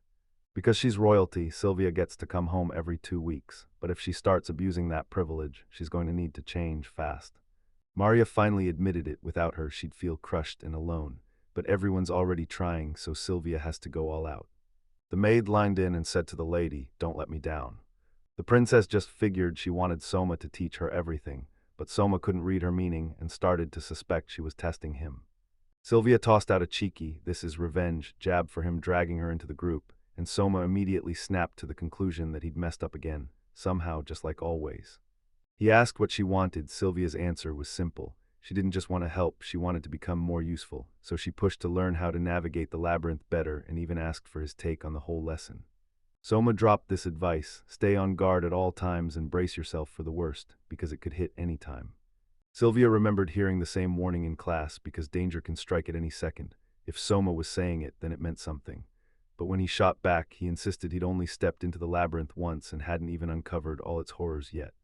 Aina hesitated, and suddenly it didn't feel that simple after all. She just couldn't find the right words to explain what she really meant. Lena had this awful gut feeling that something was off with her brother, because if anything happened, Soma would handle it, yeah, but then they'd never get the real experience. Sheila said the truth was simple. Only by pushing forward without Soma could they actually learn. Soma straight up admitted he's not all-powerful, and honestly, in real life, nothing ever goes the way you planned. Sylvia nodded, and the second she did, you could almost feel it. The worst stuff always shows up when you're not looking. In some mysterious nowhere, even the worst-case nightmare can turn out tame, and right then Sylvia started wondering if predicting anything at all was even worth it. But Soma broke it down. This doesn't mean you slack off. It means you prep harder than ever, because you've got to be ready for the worst the world can throw at you, and be able to move and act no matter what happens. Sylvia thanked them for the lesson, but Soma couldn't shake the feeling that none of it would actually help anyone. But if you want the best outcome, you've got to weigh every path first, because 3 of them come with special abilities. If someone can teach her, they'd better step up. Sylvia is already waiting with excitement. Each of them showed off their powers to her, like they were auditioning for her approval. The labyrinth's second lesson just kicked off. Soma realized the training paid off, because the princess, shocked at first, kept pushing with every ounce of effort, and Helen swears it was that relentless diligence that delivered the result. Lars told her she had to take care of it, and Sylvia nodded, then even threw out an apology, but he couldn't wrap his head around it. She remembered how he'd covered for her, and the truth hit her. She couldn't stand up for herself, and now she's regretting it. Soma snapped that Helen was wrong because Lars never expected an apology, and when Sylvia caught how weird it was to apologize for helping, she just dropped a thank you and moved on. Lars muttered that they really should have kept that to themselves. He shouted for everyone to go silent, because they're still trapped in the labyrinth, and Soma steadied him right beside him. On day 2, they already stormed up to the 2nd floor. Usually that spot takes 3 tries just to finish the first, then 4 attempts to reach the second, but they didn't follow the rules. They trained straight on the second. On the 3rd floor, the monsters are totally different. One crack of weakness and they don't forgive you. That's where the biggest losses hit. Too much confidence after the 2nd floor can bite back fast. They've clearly loosened up more than they should, and Kurt's relieved he ended up in this group. Soma stormed into the room, walking right in alongside the labyrinth's terrifying boss. He lined in and demanded to know if everything was okay with Hildegard. She told him she just needed him to make it all the way to the dungeon's end, and Soma immediately figured it had to be hiding some kind of treasure. But she snapped, "No treasure, it's only a cursed shard of an evil god's power, and he's the one sealed down in the depths." Soma couldn't even tell what she was cooking. Was it world domination or something crazier? Maybe it belonged in King Alexis's ears, but she brushed that off, and honestly, the whole idea made him laugh. How did he jump to that conclusion in the first place? So she finally told the truth. That fragment's power radiates out and twists monsters into mutants, but the moment those mutants get wiped out, the spill stops. That's why they sealed the fragment in the first place, so its power could slowly burn out and fade away. The lower you dive, the more vicious the mutants get, so only half of the 100 floors have even been mapped. Go any deeper and you're basically asking to get killed. Soma figured out something terrifying too. The new monsters don't just take power anymore, they steal it and funnel it to the higher levels, and every so often, the worst creatures rip right through and come crashing up to the top. Right when things started spiraling out of control, Soma showed up, perfect timing. Now Hildegarda is pushing him deeper and demanding he wipe out the mutated monsters. At this pace, it's basically a joke. She's already on the 85th floor, and if she were in his shoes, one clean strike and she'd wipe out everyone in a heartbeat. The girl went completely silent for a breath, and yeah, back then she'd been something special, but now it was too dangerous, and everyone had to watch their step. Soma leaned in and asked what would have happened if he hadn't shown up, and Hildegard answered coldly that she would have either turned on his parents or hired some legendary adventurers instead. While other groups charge into the dungeon, Somi's missing, so Helen knows this is the opening. She realizes there's nothing she can do. When the director asks, he's forced to go. Lars couldn't hide the embarrassment, director's personal request. What was he thinking? Sylvia had already said yes, and she pushed him into training before the next descent. But since there are only 3, things get brutal fast, so Lars started hunting for another option. Because he barely lifted a finger yesterday, we can stick to the first floor. Sure, some folks hesitated, but honestly it felt completely doable. Kurt thinks getting 3 of them together isn't impossible, but it's a gamble with real teeth. He's here on academy business, and he just clocked them. He asked if they truly meant to go down, and Lars froze for a second, until Kurt leaned in and promised him it was all good. He'll step in as their guide, and you'll be shocked to see just how far they can push on their own without Soma. The academy gave them the green light. Kurt steps up, takes the blame on his shoulders, and goes with them. They dug up loads of clues, but the treasure that let Soma cast magic stayed out of reach, and even those grimoires weren't enough, because Soma never takes the easy road. The whole room tightened with tension, and nobody could figure out what sparked it. A jittery chameleon skittered up to the director, right to Sima's side. Sylvia vanished just like that, gone without a trace. Kurt apologized, convinced he could cover the trio if anything went wrong, until they hit the 3rd floor and the director told them to wait and see what could be done. She grabbed Kurt and demanded he take her straight to the spot where he last laid eyes on Sylvia. Hildegard was shaking with fear. Seriously, is that girl not up on the 40th floor? The last thing the instructor remembers is the 30th floor, because even all the instructors combined, that climb would be straight up suicide, and every 10 floors there's another boss. She can't take that. Only Camilla, Lena, and the director even have a shot, but pulling off all 3 at once is going to be brutal. Even if they somehow smash the boss, they still won't reach her, because those doors to the 40th floor were already built to shut and lock, stopping anyone from getting in twice, meaning there's no normal way to save her. Soma realized the talk was done. Now it was go time, and Helen demanded, where exactly? He headed for the 40th floor like it was nothing at all, with zero fear to slow him down. She told Hildegard to handle it because she'd bet her life she knew the quickest route, and the director wanted contact with him anyway, so she pressed, asking if she could count on him, explaining it all had something to do with the barrier.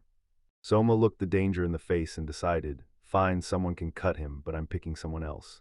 He called Dana and Lena over, demanding they come with him, while Dana just wasn't convinced he even needed backup. Maybe not, but Soma figured it was smarter to play it safe than gamble. He grabbed Camilla and ordered her to evacuate everyone from the labyrinth, because one tiny thing could go sideways. After that student incident, Camilla knew she had to take control fast, so she issued the exit command. Soma would stay under her watch. He never once imagined he'd have to move that fast.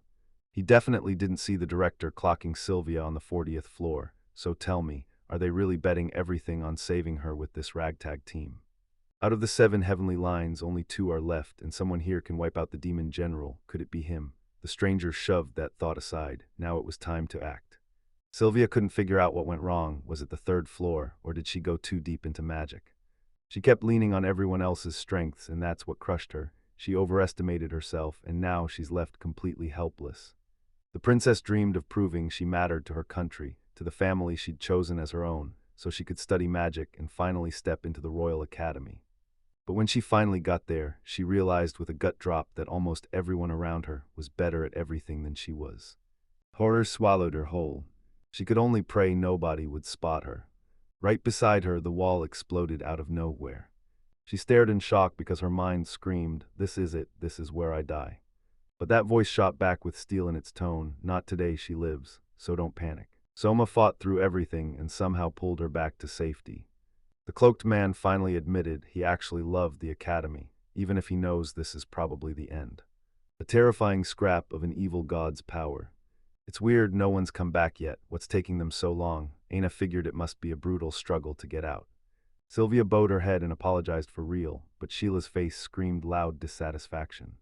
Voices burst in, someone was being hauled on a stretcher, and the director instantly remembered she commanded them not to step into the labyrinth. Helen's voice shook as she rushed to Somi and told her about the wounded person. Turns out Kurt was discovered with fatal injuries. At the academy, it turned out Kurt tumbled off the third floor, but come on, it's hard to swallow that a high school kid could make a mistake that huge.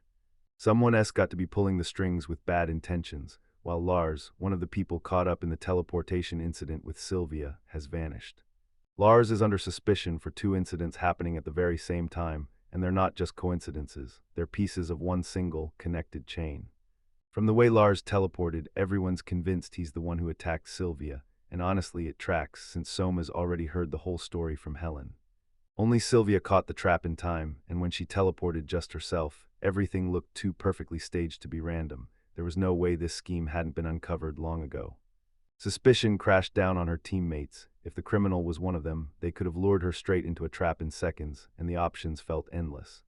One of them got mortally wounded. His face was torn up like a monster got to him, but that shattered arm was pure human work, and then the suspect vanished, fleeing like the walls were on fire.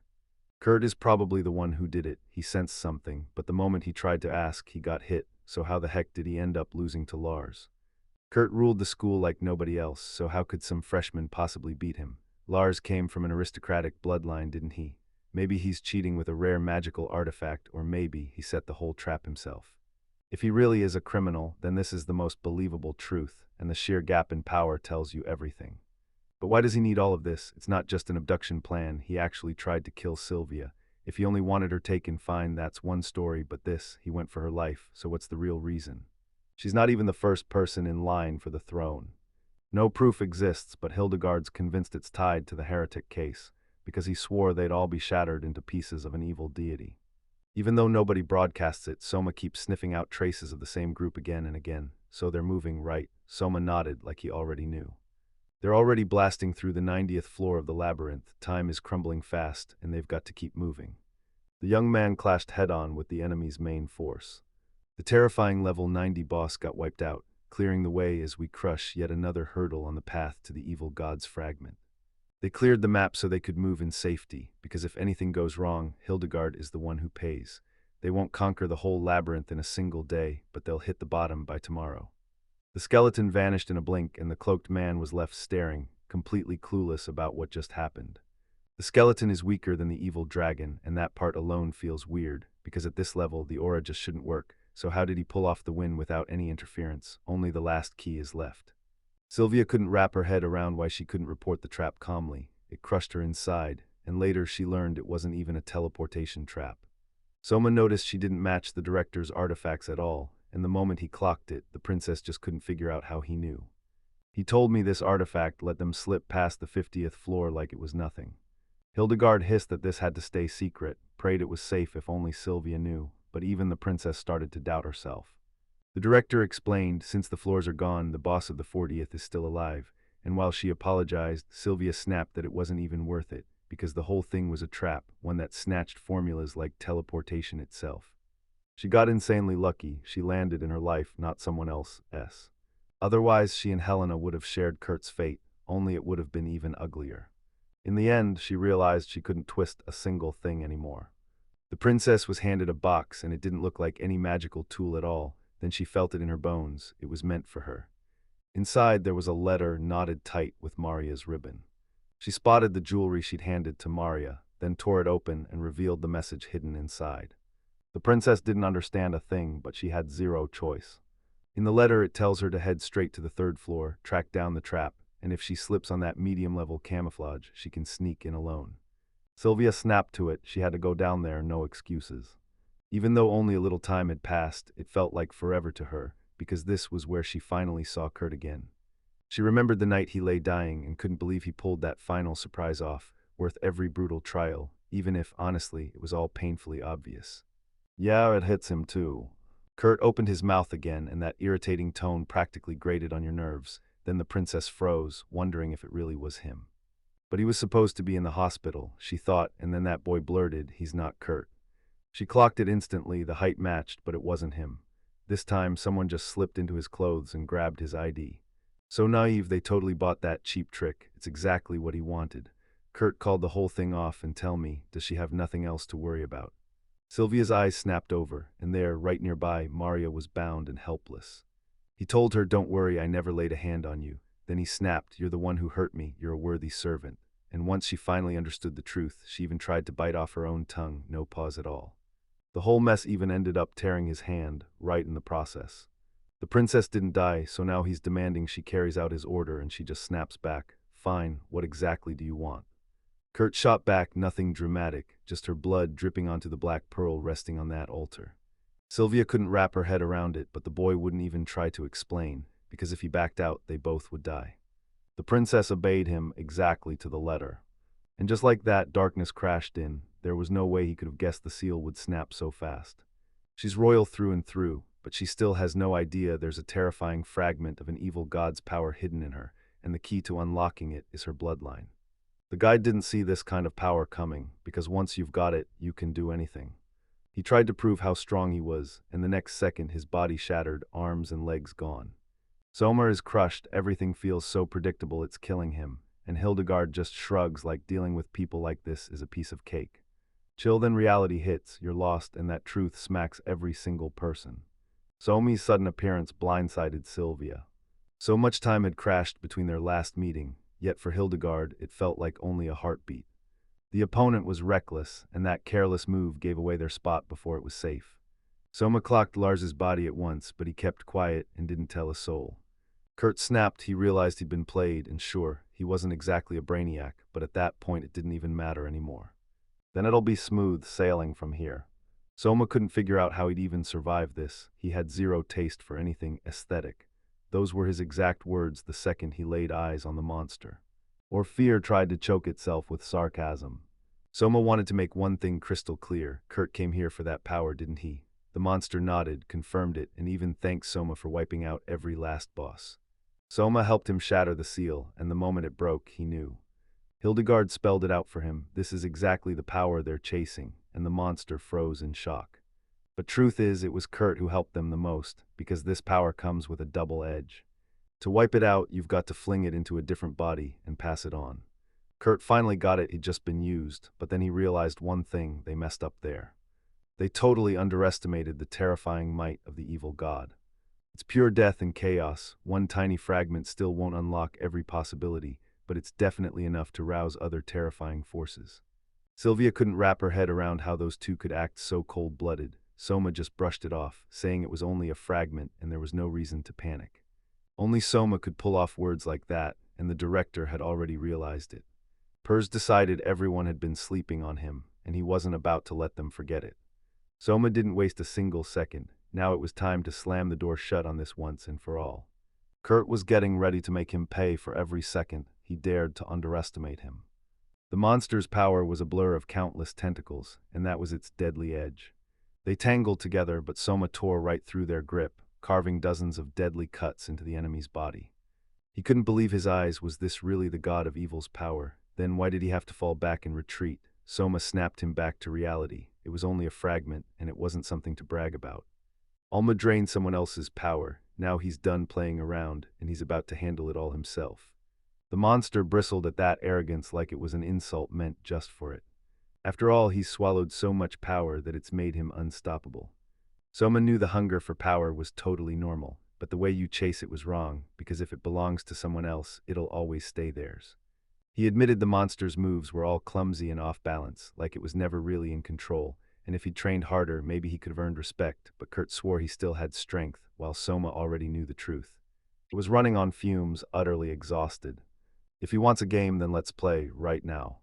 The monster vanished out of nowhere, and Soma admitted he'd blinked and missed the whole moment. Hildegarda could only accept that this kind of thing can't be predicted. Sylvia demanded to know what happened, and they told her the truth. He tore off his restraints before he died. That wasn't a plan, that was pure madness.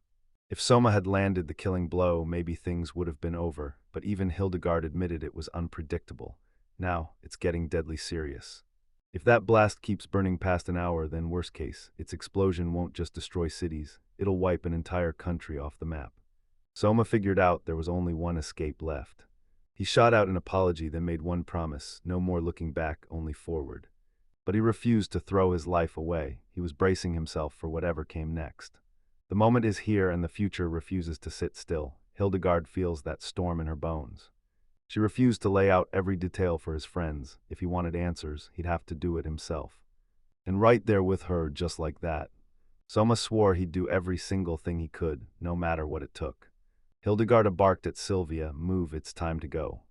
They tore into a final goodbye, hearts pounding as they went their separate ways. Soma dropped everything and went straight to work. I couldn't stop wondering how this whole wild ride would finally crash and end. The next day, the whole place crawled with a deadly aura, and the air felt electric with danger. Lena stared at the god of evil's power like it was pure wildfire. This world was built on it, after all, but still, she couldn't shake the feeling. Where was the mercy? She refused to praise it. The air around this place felt like death was thickening by the second, and Lena had no clue what would happen to anyone who stumbled in by accident, yet she still had to respect the leader's relentless thoroughness with the investigation. And still, the mysteries wouldn't let up. She was terrified she'd get dragged back here again, and even though only a little time had passed, she couldn't shake the question of why she even woke up in the first place. Maybe it wasn't an evil god, but the timing was way too perfect to ignore, and she could only hope this wasn't some kind of bad omen. Is the older brother still alive? Please tell me he didn't meet his end. She poured her heart into uncovering the truth, then he just stared at her like she was lying, doubting if that book's words even had anything to do with the god of the forest. The girl snapped that nobody should ask about it, then leaned in and just shoved the book into their hands, like she didn't even have the answers herself. She told him the elves alone worshipped the god of the forest, and he instantly took that as a personal insult. She was just laying out the truth, plain and simple, with not a single trace of disrespect.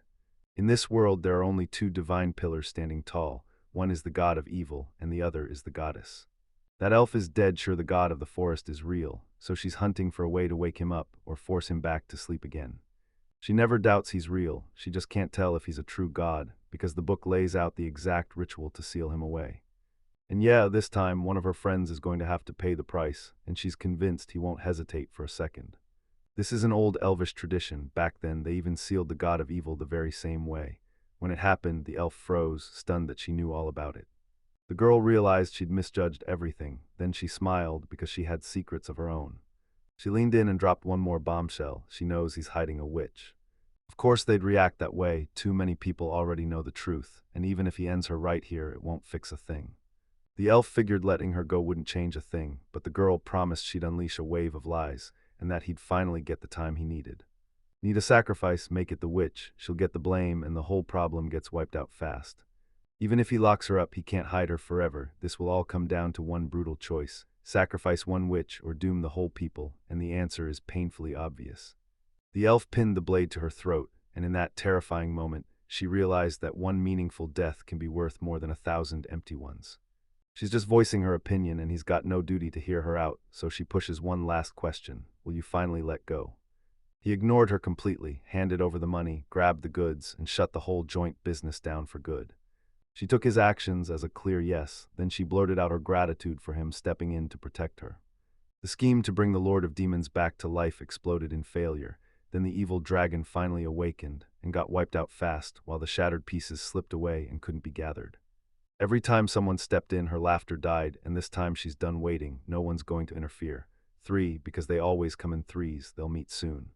Sheila and Nana already crossed paths, and Aina stayed out of the way, told to take a breather because she was running on empty and desperately needed rest.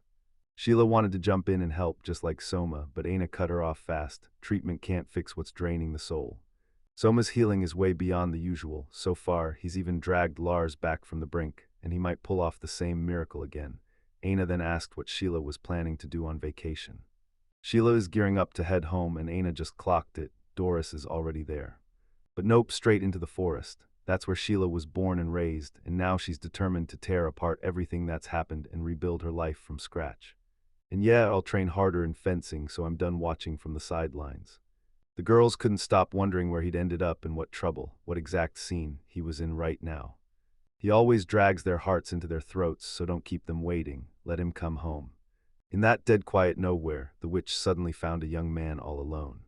Soma realized a kind soul had saved him, and he could feel every bruise he'd taken, like the leaves on his body had suddenly sagged and gone limp. His body felt completely wrung out, but somehow it didn't feel like the end, just another rough ride. The girl inched her way to the door and peeked into the room, holding her breath like trouble might be lurking. Soma snapped to it. She was the one who saved him, because she'd tracked him down in the field. The young man shot a heartfelt thank you for the rescue, like his whole life just got saved. He apologized for looking a mess because he could barely move. Then she just smiled and waved it off, saying it didn't matter at all. The only question was whether he was hurt, and she didn't even spot a single wound. Soma's muscles only ached a tiny bit, nothing even close to serious. If he's messing things up, he'll somehow stand back up, yet the girl snaps again, "You don't bother me."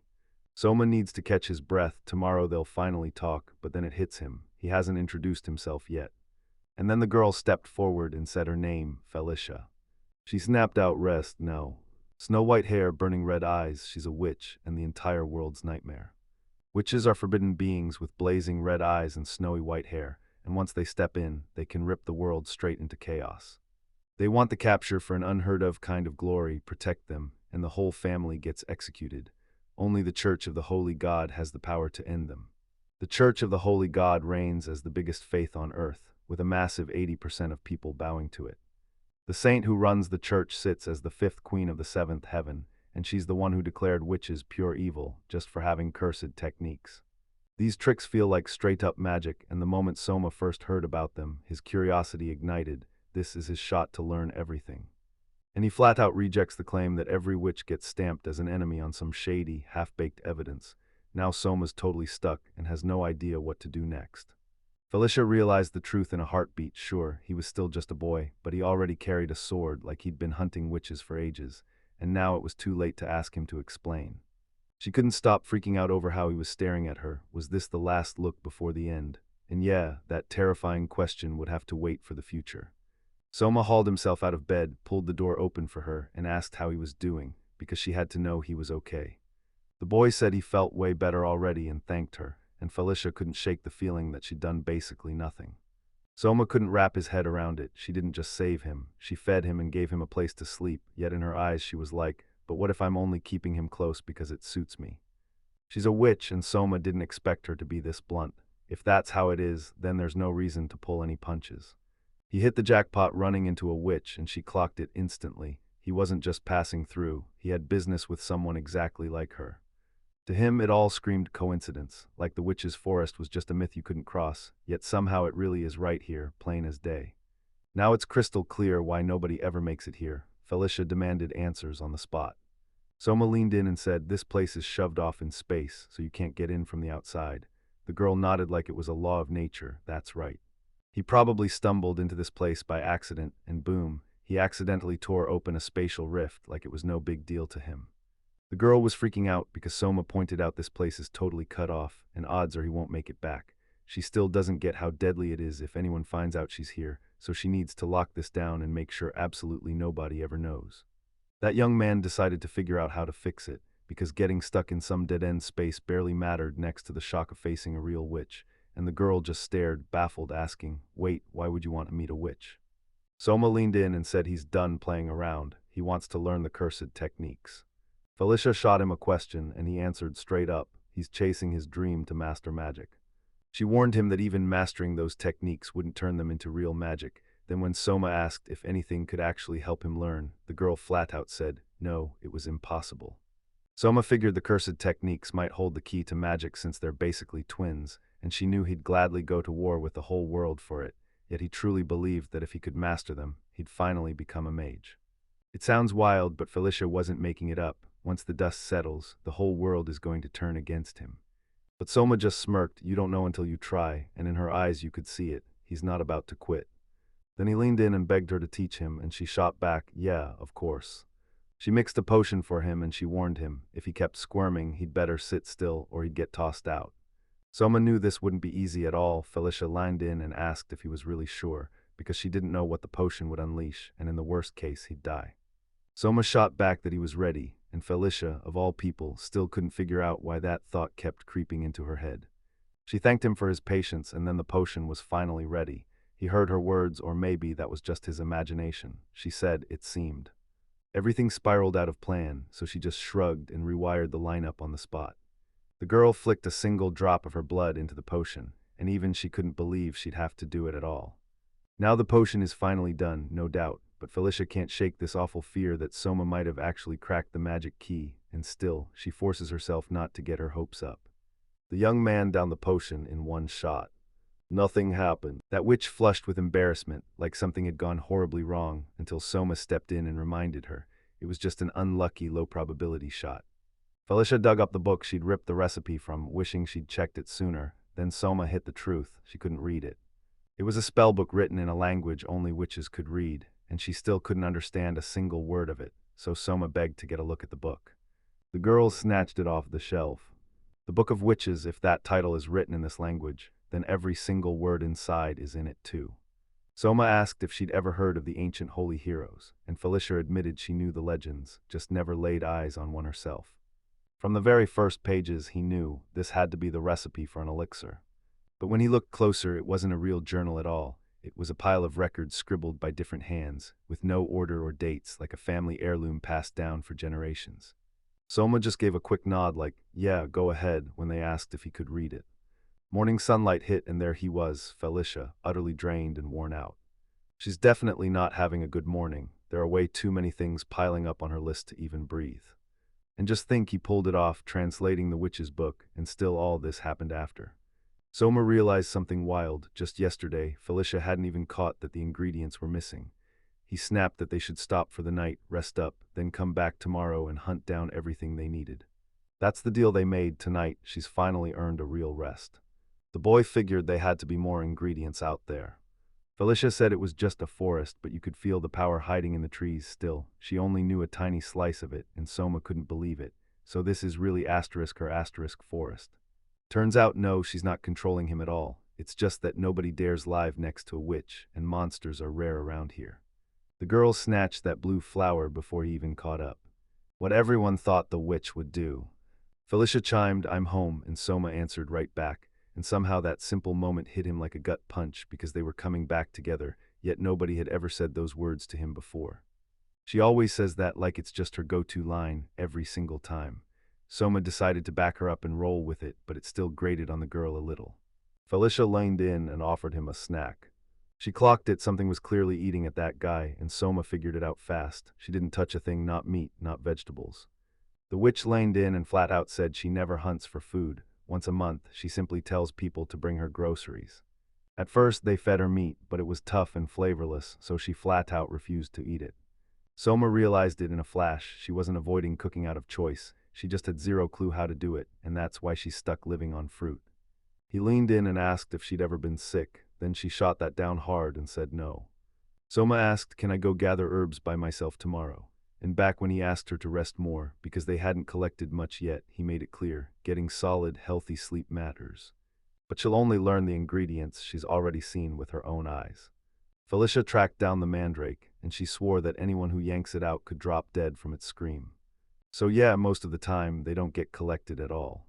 Soma took a risky shot. He slammed the stick into the ground, and when the dust settled, the girl stared in disbelief as he yanked the mandrake out clean, with not a scratch on him. Even though he couldn't snatch all three at once. Felicia told him he should be furious, but hey, at least that ending finally got interesting, and tomorrow, he might just slip out of the forest. The girl spotted it instantly. Again, the elf chief had shown up right on time. He's always on the clock, miss a beat and the whole schedule collapses, so he pushes for a fast wrap-up, the monthly payment. Felicia thanked him and he waved it off. "Don't worry, this is just the price of helping her." Still, she can't help but feel grateful. Because of him, she survived. Meanwhile, Pete's out there waiting, ready for her to hand over the goods. The elf double-checked every single thing he got, while the girl pushed in and demanded to clear up one important detail. Felicia couldn't stop wondering what would happen to anyone who stumbled into this place by accident. The elf blinked like she didn't fully get the question, then shrugged and said she was only curious. He shot back, people like that always get caught, and depending on how it goes, they might not make it out alive. The girl still couldn't shake the feeling it was overkill. This is how every last elven soul gets sealed into fate. The chief smirked, satisfied. There, that answers everything. Now I'm done and I'm leaving. They said their goodbyes and promised, see you again in a month. An outsider suddenly zeroed in on this guy and couldn't stop looking his way. Felicia couldn't figure out what Soma was up to, and once she saw how locked in he was, she just followed right after him. She didn't pretend he couldn't get caught, but Soma shot back that he was a master of disguises. He realized that his gut was right, and she finally admitted she'd been way too naive. Soma's obsessed with getting deeper into the witch's book. No matter what, even if he could walk out, he wouldn't. Staying put is the smarter move. So he sticks around a little longer. Felicia admits he's helped her more than enough to earn his spot, and that shuts down the arguing fast. They decide to team up again. But still, something felt off in N Cyrillic letter 456C and S Cyrillic letter 456M, S behavior, like they weren't acting like themselves. Doris finally got it. She knew exactly what had happened. Meanwhile, Sheila kept staring at Soma like he was still miles away, but Doris shook her head and thought, no, her words wouldn't move him an inch. She told him, don't apologize, even as a fresh wave of jealousy kept clawing at her. Something about it instantly hooked her curiosity. What if she had to make the brutal choice, stick with Suma and her friends or side with the elves? So tell me, who would she pick? Soma leaned in and demanded, just how strong is this curse technique, really? Felicia hadn't let a single hint slip yet. Soma got it, though, because she'd been locked in, brewing that potion the whole time, and still, he couldn't find the words to explain it. He was craving a first-hand look at the curse, and the girl pushed for them to go right now. Soma demanded, why not here? And the witch snapped back that this place simply wasn't meant for it. And yeah, this is the best time of the year right now, but he had no clue why. They burst out into the open clearing, like the world finally dared to breathe. Felicia called down the rain with her magic, and the sky answered instantly. The boy stared in awe as she bent the weather with a flick of her will, and suddenly he finally got why everyone said witches were something truly special. Felicia figured she hadn't done anything special until Soma snapped the truth into place. Only a real great mage can command the weather, and ordinary mages can't even touch that power.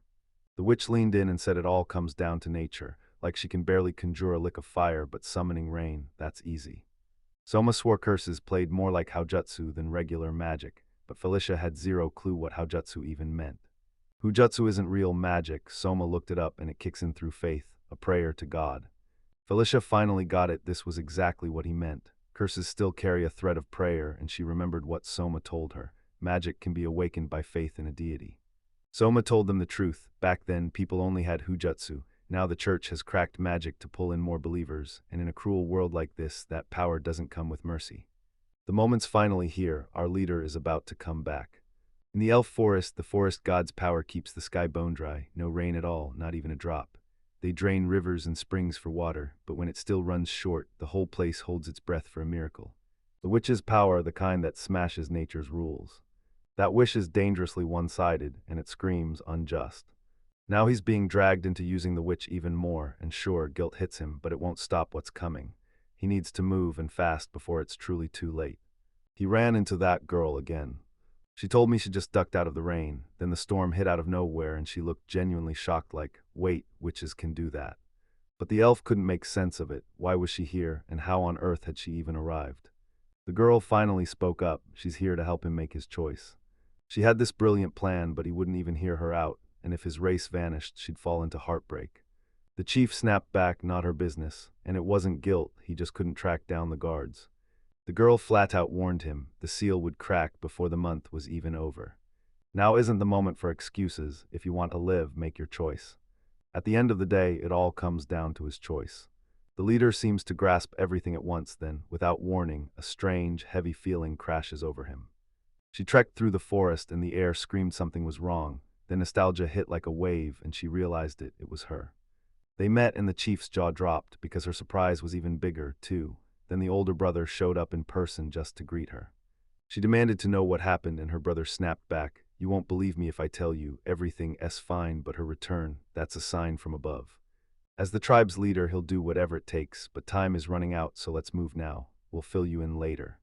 He names Sheila the village's support, putting her in charge the moment the decision's made. Felicia snaps that she can't feed Sima anymore. The boy finally got it, those bright days were gone for good, and if he couldn't escape, then he'd have to burn the elf forest down. The girl begged him not to do it, so why didn't he listen? Then she snapped that she'd been thinking about him too, and she even apologized for not consulting him first. Soma didn't get mad, he was stunned that they let him stay, because once this party started, he knew he couldn't leave quietly, and the reason became crystal clear the moment he understood why he was invited in the first place. Felicia snapped that something big and dangerous just went down. Soma realized this isn't some little witch-hide problem. If he wants to get out, he's got to step in and fast. She totally looked like she could handle it on her own. After all, elves are strong enough to build places like this, so why couldn't she fix what's broken? But Felicia got it. If it were that simple, they'd have never bothered asking her, and they sure as hell wouldn't have left her in the dark. Soma couldn't wrap her head around how she was supposed to choose something she didn't even know existed, yet somehow that danger still paled next to Hildegard. The girl got it instantly. He wasn't trying to dodge the truth, he was begging to help, and it was painfully obvious. But she made it crystal clear, this deal is for her alone, and Soma has zero obligation, yet he still can't resist stepping in to help. He steps up for her way harder than she ever steps up for him. Felicia nodded, then she made one demand. He could only come for her when she was genuinely unable to hold on by herself. Selma agreed, and Soma just stared. He'd never even heard of the forest god, which didn't surprise the elf at all, because only elves know his name, and he's the one who hands them their power. The chief immediately got who she meant, and the boy shot an apology right away, then leaned in and swore that everything was totally fine. And honestly, it's him you need to tell this to. Soma sensed it instantly, something truly terrifying was going down. While everyone was partying, a local stepped up to him, and with laughter and sunshine all around, his face felt like his world had just ended. Sure, he says that, but Soma has no clue what just happened, so how could he possibly be happy? The elf stared in shock and blurted, "Wait, who let you in here at all?" Then the other guy snapped back with a brutally rude answer. But today the elf shrugged it off, then still demanded, "Say it again." Meanwhile, Soma was locked in, dying to know what holiday was coming. Today, everyone bows their heads in prayer and gratitude to the forest deity, because the real celebration doesn't even start until tomorrow. So it's real, Soma stared in disbelief. Wait, how often do they throw this celebration? The elf admitted, "I can't say for sure. My predecessor was around way before I was born, maybe every few 100 years. And that's exactly why foreigners got a rare shot to join in just this once, because of this holiday. Salmi is ridiculously lucky." And then bam, the main star finally steps into the spotlight.